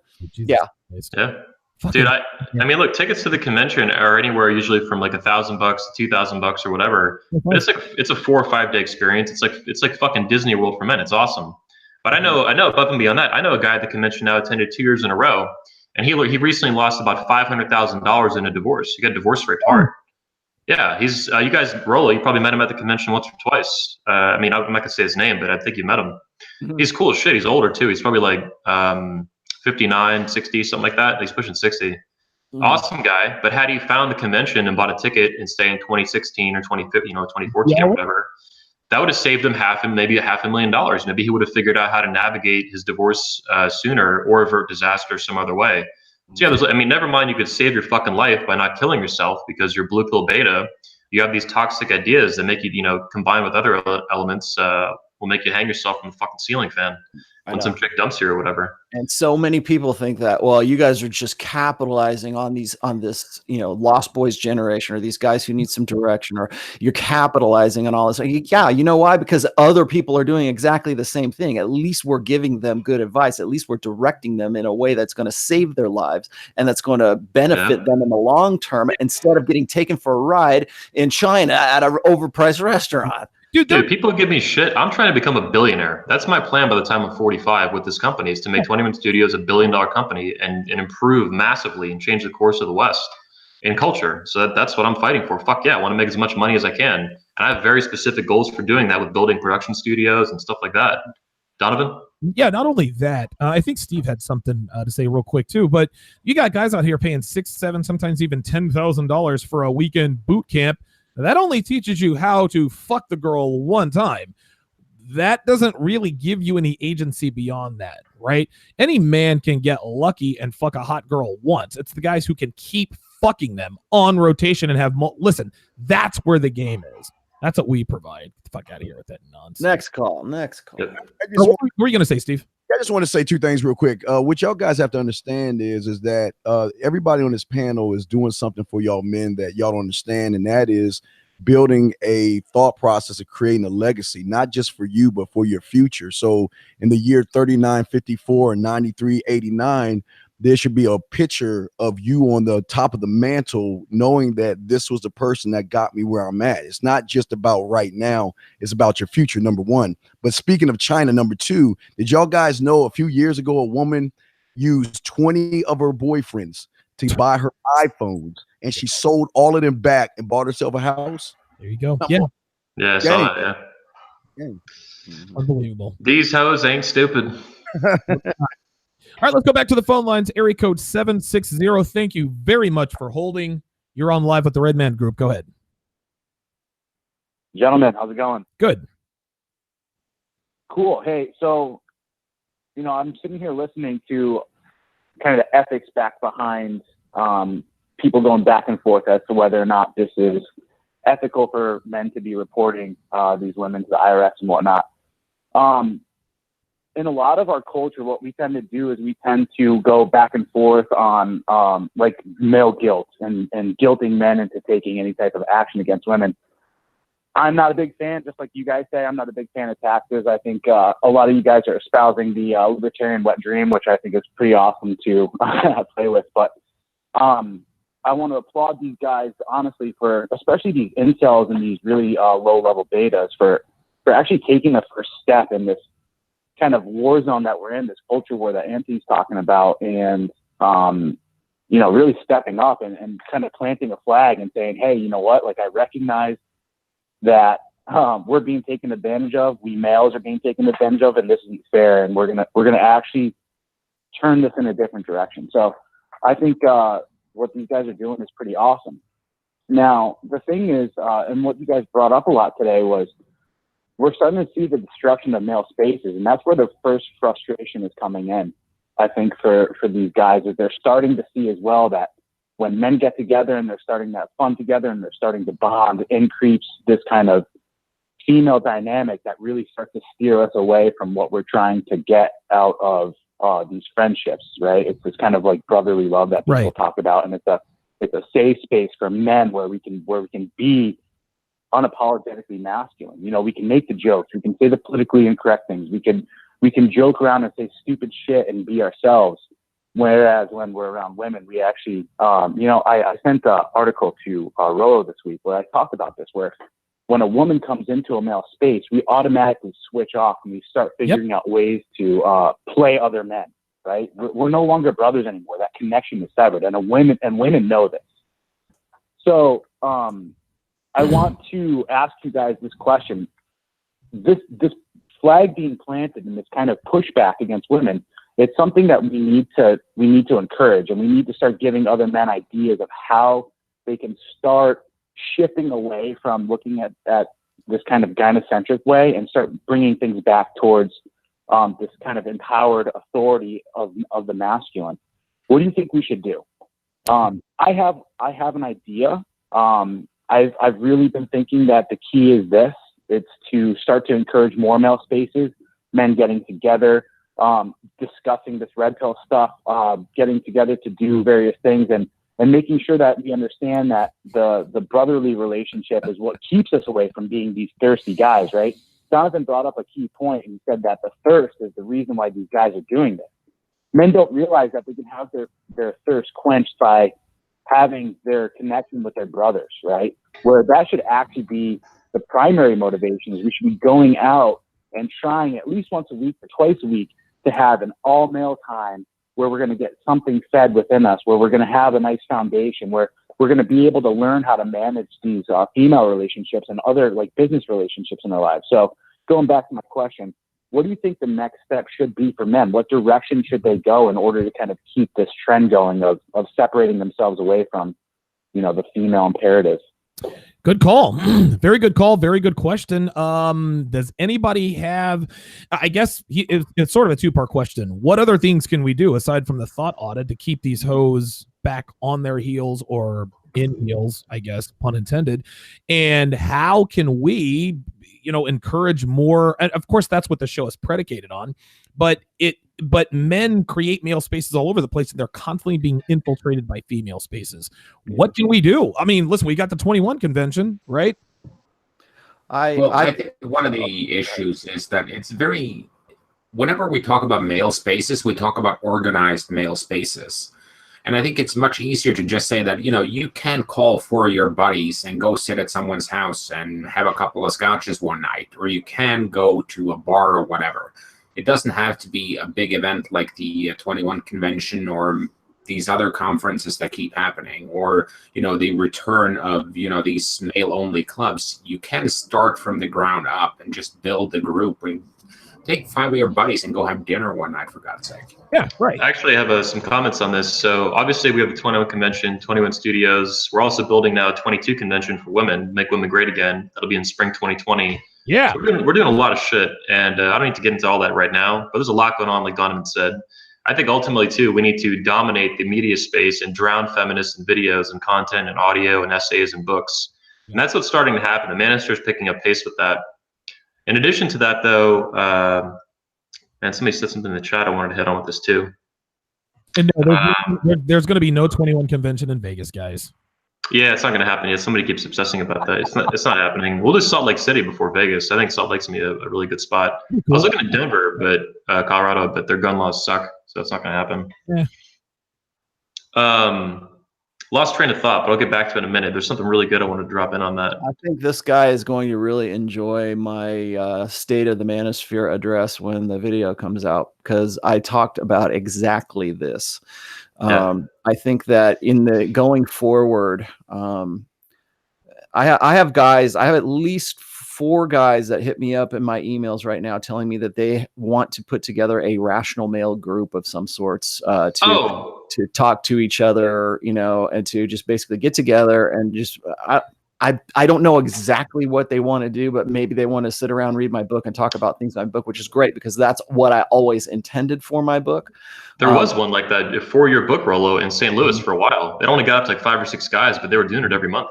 Well, the guy I'm talking Louis. to right now, and I don't know if it's this guy or not because he might be one of them, but there's a guy in actually Salt Lake City, I think, he told me he has 40 guys that want to hear me come and talk to him. And we're trying to work something out. So I'm going to go out there for a weekend.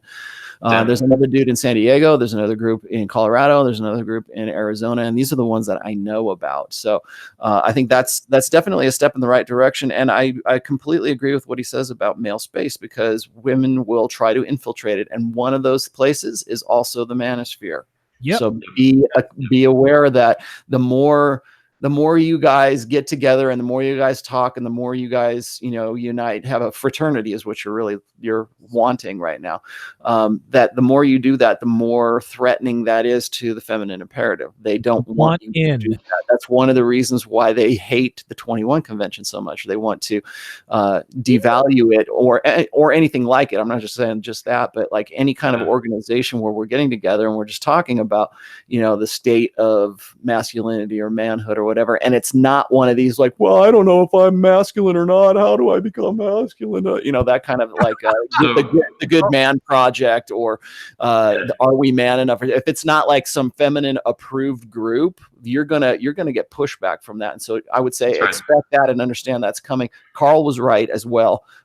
Understand that just because you don't have an organization of guys coming together to talk, I've always said women talk, men do. And so if you're going to organize something, if you're going to get guys together, even if I got another guy that I'm working with on the 4th book who says he wants to put together, or he had already put together a red man group for guys at his church. I said, great, go with that, but you're going to get excommunicated. Just understand that because they don't want that to happen. They don't want to see you guys get together and try to empower yourselves just for, because of masculinity, because they're threatened by that.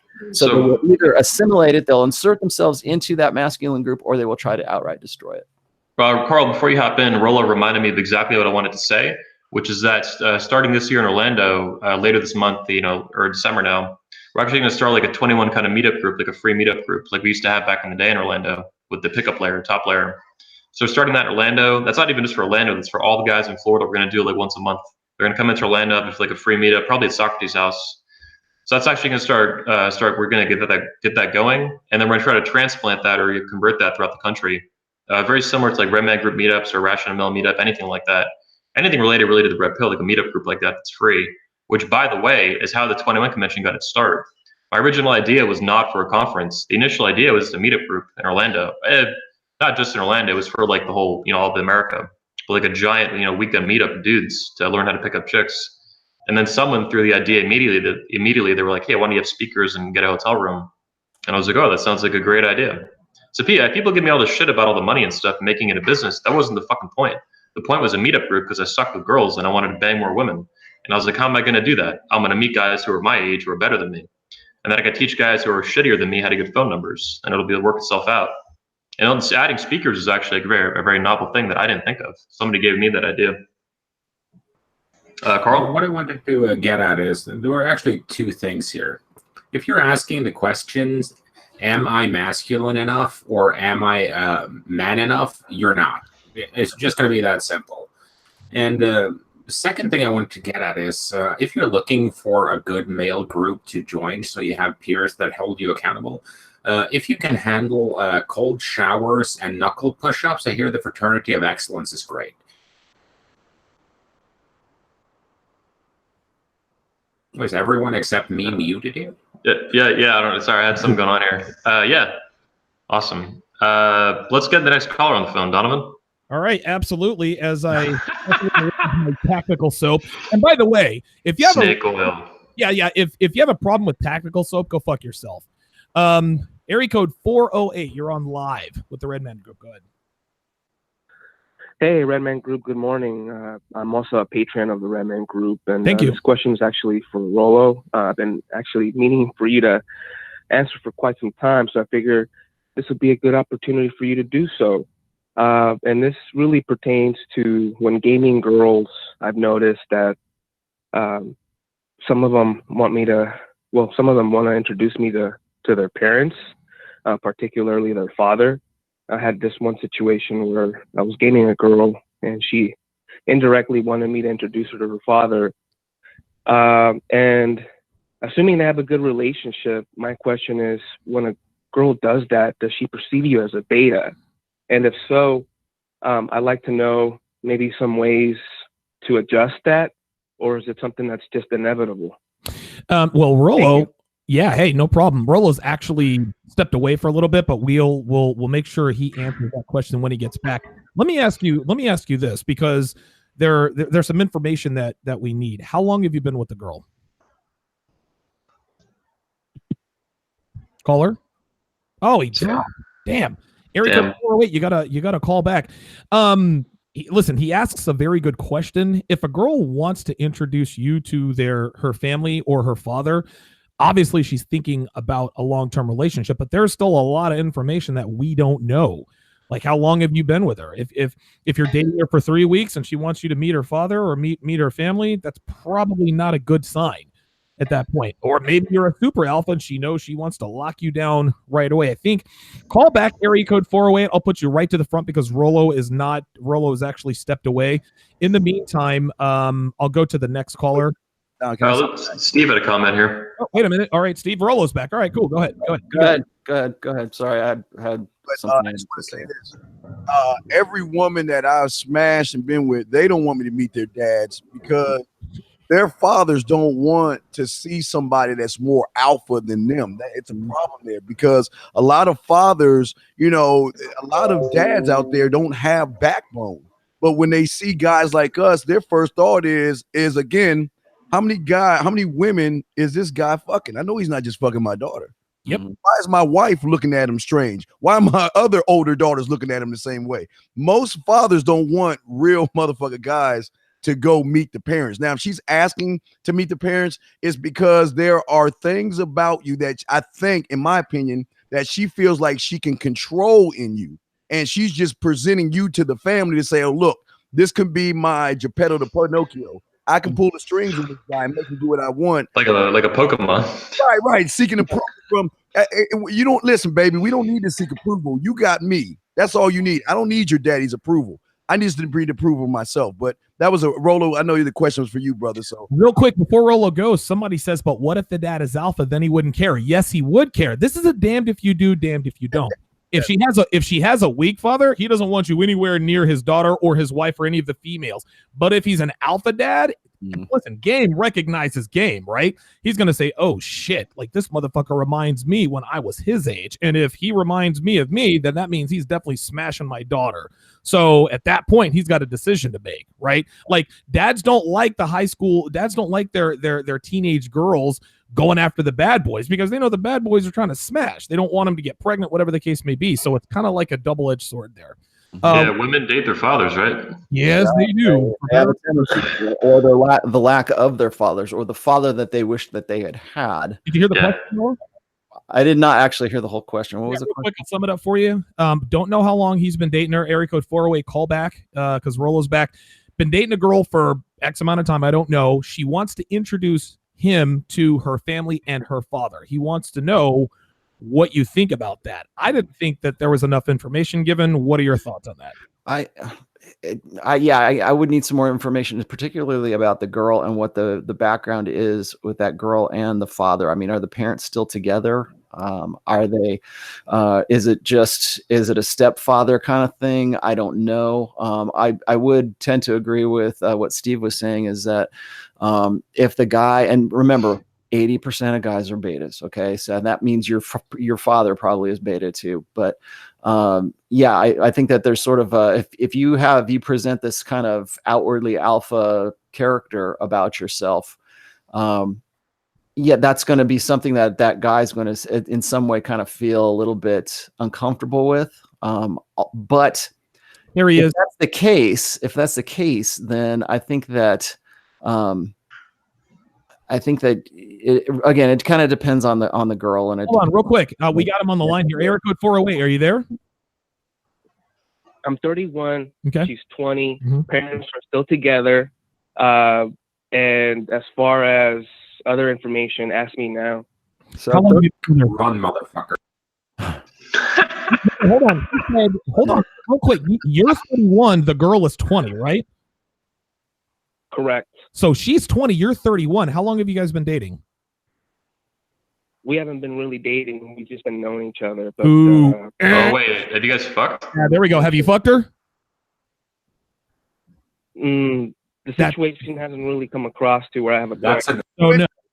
No. Dude, get the fuck out. Dude, if you haven't fucked her, but she wants you to meet her, if she wants you to meet her family, you're the beta bugs. Get the fuck out of here, man. Yeah, Yeah, you what gotta go. It's a very good question. I like the question, but in your particular case, I would say get out, because if she sees you like that, she wants to bring you home to the parents. I mean, and she's 20. I would say, ooh, She's probably got an ass count of 20. yeah. I would be very careful about that, particularly if you guys have not been intimate to the point where you're having sex at that point. If I would say she probably almost sees you as a surrogate. Surrogate father. You're plan B. She's fucking plans A, B, and C during the week. You're a plan D, right? She knows that you're the only guy that's non-threatening enough to bring around her family, that her family's not gonna be like, are you really? No, they know, oh, he's a great guy. Here's another tip.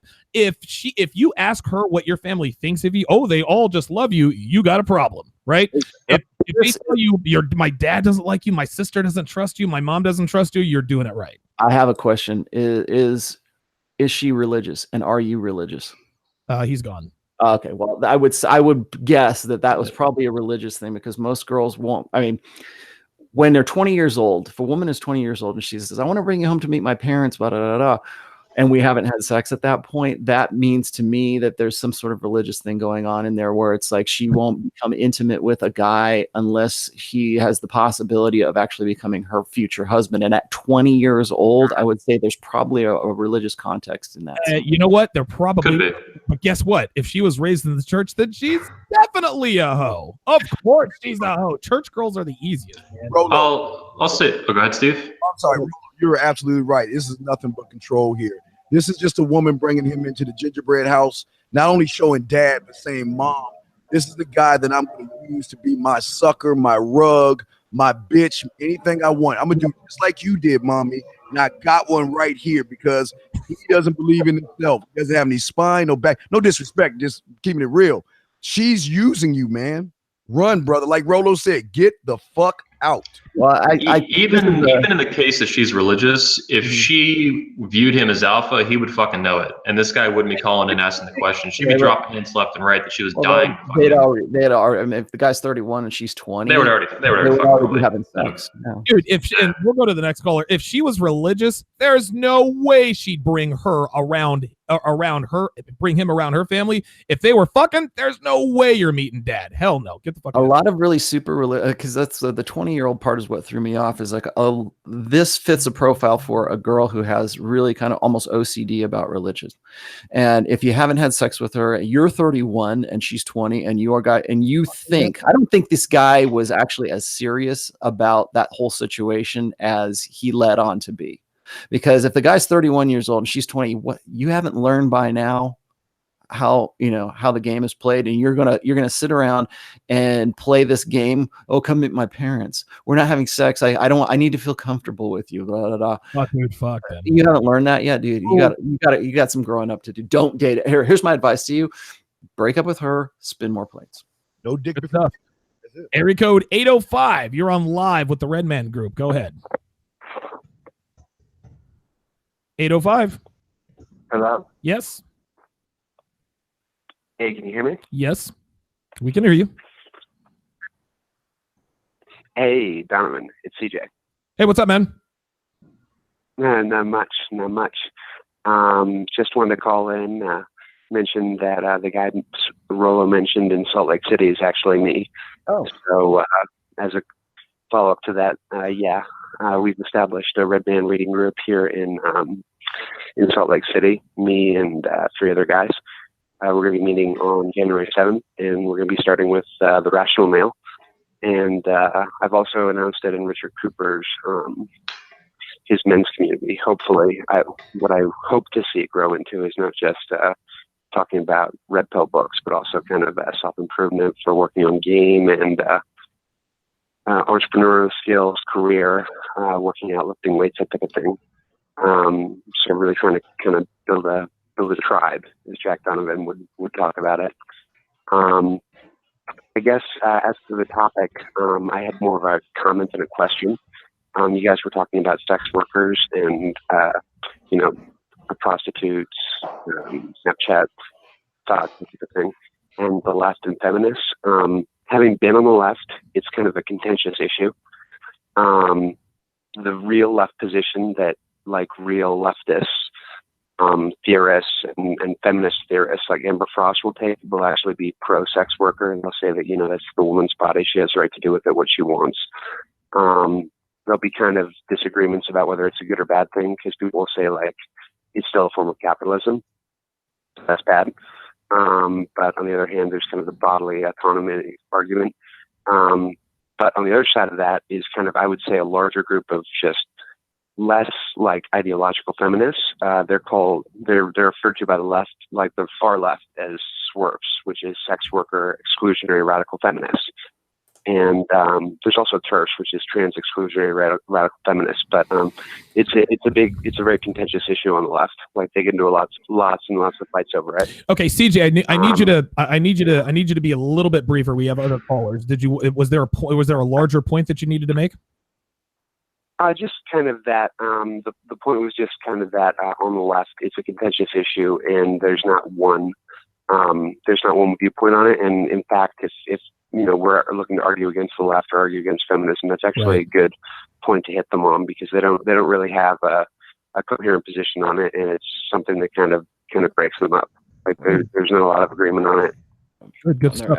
And they're not ever going to have that, because there's going to be so many. The basis of that kind of school of thought is either based in blank slate equalism, or it's in a more realistic, the genders are different kind of thing. And once they accept one or the other, then it ends up conflicting with the opposite side. So. Good. Hey, let's hit the super chats if he's done there. We got two of them. The guys pay $10 a pop on. Want to get those? All right. Yeah, we got our Thot money. So his first super chat, not sure who it was from. It's from a few minutes ago. Much appreciated. Super chat question is: over the years, comics and video games have been unintended powerful influence on fatherless males. Mm-hmm. I intend to inject red pill awareness into this space in a well-done artistic way. Okay, that was just his comment. It actually wasn't a question. But thanks for the super chat, and thanks for the comment. He's right. And that was one of the reasons I think that the left and SJWs came out against Stan Lee when Stan Lee died, was because they wanted to take what his old vision was, because he comes from an old school. He comes from that old social contract, and was playing to this story arc of guys who were kind of like this. It's like the Spider-Man story, where it's like the kid is just this, average kid who gets beaten up on, who suddenly comes into these superpowers, and he has to use his powers for good, right? Well, what would you do if you suddenly had all these superpowers, or you could do something? Would you still be responsible? Would you become a villain? Would you, that kind of stuff? It's the same thing really with Captain America as well. Captain America was a scrawny little kid, and they put him in the little chamber. Hold him. Yeah. And so these are old school, and I'm glad the guy said this, because these are old school plots. I mean, these are very archetypal male, journey plots, but they're becoming increasingly more and more rare because people don't know how to write them anymore. And I think that if you could come up with something like that, whether it's superheroes or it's whatever kind of fantasy, if you can go and write a traditional, conventional, masculine lead character, who is unapologetically masculine, who gets the job done, who is a hero, it's going to seem novel today because nobody's doing it. People go back to that old plot line. People are going to think, "Oh man, this is refreshing." It's not refreshing. It's what people have forgotten how to do. Yeah. One thing. I'm sorry. Go ahead. No, Steve, go. Yeah. One thing I want to say to y'all guys, I'm 47 years old and I'm a big ass kid. I still play video games, watch SpongeBob SquarePants. Judge me if you want. But the thing is that I always tell you guys this: never let the child inside you die out, because it was that child that took the risk. It was that child that saw the tree and climbed went on adventures and is creative and has imagination. So don't ever be ashamed of comic books, watching cartoons, or playing video games, because these are some of the things that women are looking for that they don't get in guys. They don't get guys who are adventurous, who have imagination, and who are creative. So don't be ashamed of it, but still keep doing it. That's just all I want to say about that, guys. Okay. I co-sign that 100%. Next caller. Oh, we got another super chat question too. Yeah, go ahead. Do we have another super chat? Yeah, another super chat question. Is there a super chat? I'm not sure who it was from, but thank you. So the question is, on the point of getting an organization together for men, I wanted to do a 21 Studios kind of thing for young men. My target demographic would be guys from ages 14 to 19. Any idea on how I could start something like this? Wow. Yeah, my first thought as someone who's organized a lot of conferences for men, including the under 21 convention for men ages 18 to 21. I'm not sure about focusing on minors and what that's going to entail. I want to do a Boy Scouts type thing someday with 21 Studios, but that's like 10 years out. Obviously, the Boy Scouts have fallen apart to the feminist empire of hatred against men and lies. But for minors, you'd really want to look into that first, man. That's a high risk kind of thing, working with people under 18 like that. I was going to say that's parents' permission, and moms aren't going to like it. Like, and listen, most kids are raised by single moms. Listen, I agree. I think that would be a brilliant plan to be revolutionary. It's going to be tough. It can be done. Just understand it's going to be tough. I would keep it under your hat. I would do it, but I would make sure that you are very careful of who you are bringing into that group, because it's not just the parents, and it's not just that. I mean, there's like, you think about the social conditions of kids in high school right now, because that's what he's saying, is somebody between, junior high and high school right there. And there is on the SoSwap forum, there is a teenage/high school forum on there. If you want to organize, go to soswav.net and go to the forums and look for the high school forum there.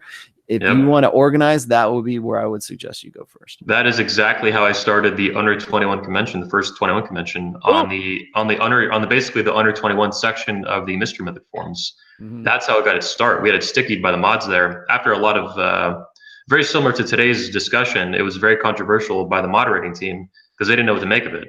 Like, they still don't know what to make of me, right? But yeah, I agree with SoSwap. If they have that, they should try to leverage that. Yeah, just be very careful. And I'd probably talk to an attorney and see what just even a basic consultation for an hour or two could iron a lot of that out if you're serious about it. And it's not a bad idea. It's just high risk. Like, I let guys under 18 into the convention if their father is a speaker and their father is going to be there the entire time with them. Right. So I know exactly. There was like 2 or 3 this year that, like Drew Bay brought his son. His son, I've known his son for like 10 years now. His son is like probably 12 or 13 now or something like that. And he loved going to the convention. But I made sure that Drew notified me ahead of time, and I knew where that was going to be at. And I made sure the kid was not in the room without Drew Bay around the entire time, like literally every minute. So yeah, for under 18, man, I'd be careful with it. Okay, we actually got a couple of callers here. I think area code 609. I think that's in New Jersey, and then we have area code 267 from Philly. Area code 609. You're on live with the Red Man Group. Go ahead. Hey guys, can everyone hear me? Yes, sir. First, I want to say thanks for helping, I guess, all the men you guys are helping. But the main comment I wanted to make was I wanted to see what you guys thought about keeping all this stuff like apolitical so that we'll be able to reach the largest possible audience across the world. How do you guys feel about that? Anthony? I'm generally all for it, although political tensions have really changed since 2016 with Trump being elected. So I don't know how much longer that's possible. Like, you have the left now has abandoned free speech. They've classified anything they don't like as offensive and hate speech. Right. When that's, according to the Supreme Court and common sense and basic reasoning skills, is free speech. In fact, it's the only kind of speech that needs to be protected. So keeping it apolitical, I'm with Rollo on that generally, but it's also becoming, it's only the left that's really clamping down on like free speech issues and shit like that. And that's very one-sided. You have Antifa and all this shit. Starting, little riots, burning shit, kind of protests against Milo and all that kind of stuff. So apolitical as long as possible, but one side of the spectrum is at this point opposed to free speech, which is central to discussing these issues. It's a political right and a political issue in the first place, free speech. So that's it's the landscape's changing, I think. he's probably referring to a post I have called "The Political is Personal," and in there I make this case that the red pill should remain fundamentally apolitical, a-religious, a-social, a-ethnic, a-racial, whatever, because the red pill is a praxeology first and foremost. It's I think Ryan says it's the Chilton manual, or the manual to your car kind of thing. That's what the red pill needs to be. What you do with it from there, where you drive that car and what you do with that at that point, is kind of up to you. And then you could start talking about ideologies and everything else. I'm not saying that the red pill doesn't cross over into ideologies, but the red pill, as the way we understand it, has to stay objective. It can't be colored by, you can't say, well, and they're trying to do this right now. You can't say that the red pill is about conservative politics. Okay. It shouldn't be about any politics. That's why I said apolitical. But once you start pairing it and associating it with an ideology, with a religion, then people go, oh, that's just that religion stuff. That red pill stuff is just those crazy white nationals. That red pill stuff is just for neocons or whatever. And you don't really get the message of the underlying truth of it, because people are just going to simply blow it off right then. And that's not to say that like I've written posts about politics, but it's always how the red pill crosses over into politics. It's not about the politics itself. It's how, in some cases, it's hypergamy that is influencing our political discourse. When I wrote about the first female president, I wrote that from the perspective of, it's not Hillary versus Trump, it's about him versus her, and he beat her, and that's what's pissing us. And the greater narrative of that is the larger, more general side of things, as opposed to the personal, because people want to say, well, nobody would have going to vote for Hillary. Well, yeah, okay, but she represents something like a Gestalt understanding of feminism or power. That's why we keep saying, oh, the future is female. Why would we even be saying that after she lost? If it was just about her, why would we still be carrying that on? Well, because it's a larger dynamic than just two personalities and two competing brands. And so a lot of there's a lot of carryover, but I still think that it needs to be fundamentally apolitical, asocial, a-religious. I agree, but I also think that the landscape is changing, and that the red pill community, for example, being quarantined is an excellent example of this. Our hand is being forced to be political. You're political by advocating for free speech and fighting for it. And Reddit trying to kick and quarantine, and then eventually, of course, kick off the red pill from its community. This is a political stunt by people who are hard leftists and feminists. So if it was 2012, like it was, 6 years ago or whatever, nobody was getting deplatformed, and free speech was an American value that crossed both political parties, libertarian, Democrat, Republican, all that shit. That's gone out the window. By the libertarians support it, the Republicans usually support it, the Democrats are starting to throw that shit out the window left and right, and feminists are all about it too.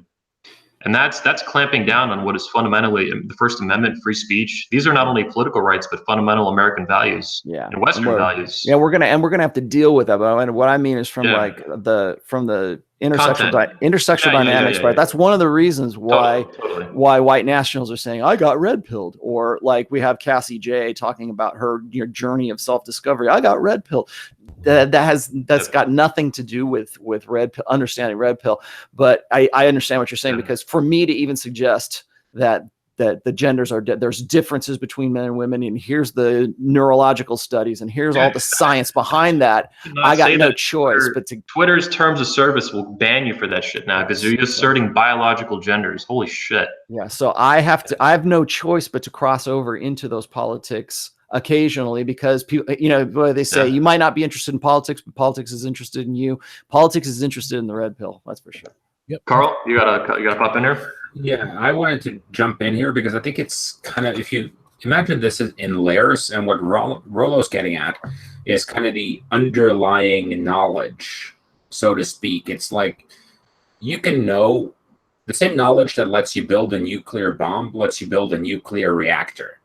And you can do both things, but that doesn't influence the underlying knowledge. And I think that's an important distinction to make, because I think it's, well, a lot of, political values or ideological values reflect on the red pill. Like guys who are red pill, use it as a descriptor, are usually more conservative or more libertarian. Very few of them are like these hardline leftists or even to the left. I mean, the furthest left is probably going to be classical liberals. And for me, it becomes very useful to say, what are you talking about? Are you talking about the praxeology, the underlying knowledge? Are you talking about the practical application of the knowledge as in game? Or are you talking about the red pill as one of the building blocks in a larger thought framework? Because freedom of speech is not a red pill value, it's kind of a political value. Things like gender equality or whatever, that's not a red pill value, it's a political one. Same with the taxation thing, that's a political value. That has no effect on the red pill. Yeah. All right, I've actually got Sam Butta on the line. All right. Second, Sam, do you read me? You got us. Hey guys. Hey, what's up, man? Hear you fine. Hope you can hear me. Yes, sir. I fell overnight, so excuse my brain at the moment. But I'm calling in because Ivan, Throne, and I are on the way to the ultimate male space. It's a space that I was invited into many years ago, and I invited a few other people in. And each of those people that has been invited in, things have done incredibly well for them because it's a space of men that are extraordinary, like the men that would be listening to the Red Man Group or paying to go to the 21 convention. And in every city, every major city, we should be doing this every single weekend. So I go to this one group every weekend. Like I said, I was invited into a decade ago. And Charlie's son has also joined us in LA to come to this. And I keep inviting the different hosts of this program to it. But it's not only like a fraternity of excellence, but it is a place where men come together, and it's not just to hang out and talk like Bruce Lee did. It is a place where you are actively helping each other to do stuff that is going to affect the course of world events.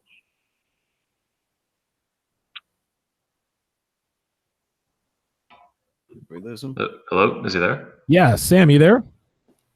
I think we lost Sam. Oh, there he is. Oh, okay. Yeah, he's hit me. I know Ivan has gone with him to these meetups, and I know that AJ has gone down too. He keeps hitting me up to come down there to LA, and I think I'm going to try to do it about the middle of December to check this thing out. But it's a very similar. I'm thinking I may be wrong, but I think it's very similar to what Richard Cooper is trying to organize right now. I think a lot of guys are trying to organize. It's really interesting to me to get a new email from somebody saying, "Hey, I live in New Jersey and I'm trying to do a rational male group. How can I do this?" And it's like, I wish I had some kind of like plan or some sort of, something to follow as to how you can go about doing that. But I think we're kind of still in that, trial and error phase. Yeah, it's started to be organic. Like that guy mentioned, he's going to drop that idea in the Entrepreneurs in Cars group for Richard Cooper. If he's still listening, I encourage him to do the same thing in the Becoming the Ideal Man Facebook group. We got about 1,000 guys in there that are eager to get these meetup groups going. So it's all through the Manosphere and the Red Pill. And if they're all free, set them up. We'll probably, 21 Convention, 20 Studios, probably have a plan soon. We can drop in a PDF to guys of how to do it. Finding a local library, meeting up there, something like that for free or for cheap. You can rent a small conference room for $50. Or obviously at a restaurant or something like that. So the main thing is not to get busted like Roosh, who makes a huge outrage, huge fucking scene out of it. Yeah, he had some good ideas too, though. He actually did a free meetup group when I met with him in DC. Yeah, and he actually Starbucks out there near Chinatown. Yeah, well, what he did actually is he had everyone meet up at a Starbucks for 10 minutes, and then he passed out little slips of paper he had where the real meetup was at, and then everyone left immediately after 10 minutes of meeting up there. So it's a very quick meetup, and then they bounce to another location, which is pretty smart. And that avoided them getting, hammered by feminists and whoever the fuck else. So there's definitely ways to do it to avoid drama and shit. Anyway, that's all I have to say on that. Are you guys seeing that weird feedback? Are you hearing that? I'm hearing something. Okay, it's gone. All right, we'll go ahead and take one last call. Damn. It's on Donovan.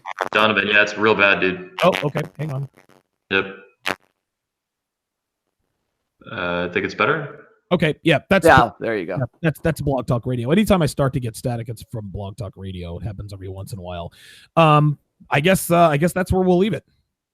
Yeah. Oh shit. Okay. Yeah. Jeez, it's been 2 hours. We've been gone. We've been going for a good long one. Yeah. It's been a fun show. Fuck yeah.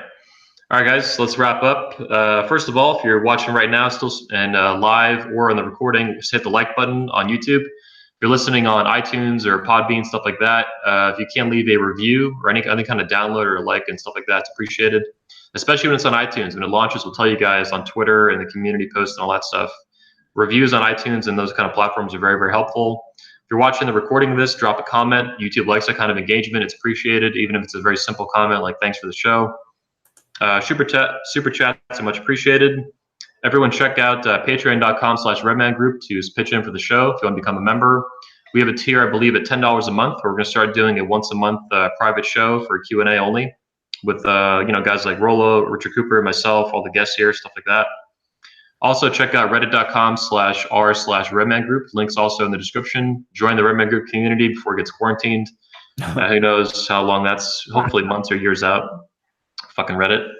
But anyway, check out the links in the description. We're also going to put show links to every single panelist in the books, Twitter, website, all that stuff. Follow the guys. Carl from Black Label Logic. Go visit his site. Donovan Sharp from The Sharp Reality. Watch his show. Pitch in his Patreon. Visit therationalmail.com for Rolo. Buys books on Amazon before they get banned. And Steve the Dean Williams also at themanmindset.com, right? Mindset.com, sir. Yes, sir. Cool. And you guys can find me on Twitter at Beach Muscles and on YouTube at youtube.com/21, just 21. You'll find it, or YouTube search 21 Studios before we get banned. Hopefully never, but who the fuck knows, right? That's it for today's show, guys. Appreciate everybody tuning in live. Any last comments, gentlemen, before we wrap up the live stream? That's it. I just want to say one thing real quick for everyone listening. Always remember, guys, a movement just doesn't start with us. It also starts with you guys out there. So I just challenge everyone that's listening to this is just tell 5 of your friends about these great men who are doing great things. And I promise you the karma will help you out a million. That's just all I want to say, guys. I want to say that too, is that my books, the reason I stress the print version of my books above all else is so that you will pass them on and you will have that conversation and you will, create a group of some sort. So you're discussing these things because it starts from the bottom up, not from the top down, like a lot of people want to think. It's changing men's minds and learning about masculinity, of course, but also changing men's minds. But you do that by discussing ideas. And I would always encourage guys to say, you know what, like guys say, how do I unplug my friend? How do I, how do I make all this work? How do I share this? What you need to do is you need to understand that guys need to be doing something, of course, but just understand that the only way that this happens is if you can be free to discuss those ideas with those dudes. So discuss them with them and feel it out and see how it works. Awesome. All right, guys. So I'm going to hit the end live stream button, and we'll hang out privately after the show. Rest of you masculine gremlins, thanks for tuning in today live, and we'll see you guys next week, Saturday, 10 a.m. Richard Cooper should be hosting. Adios.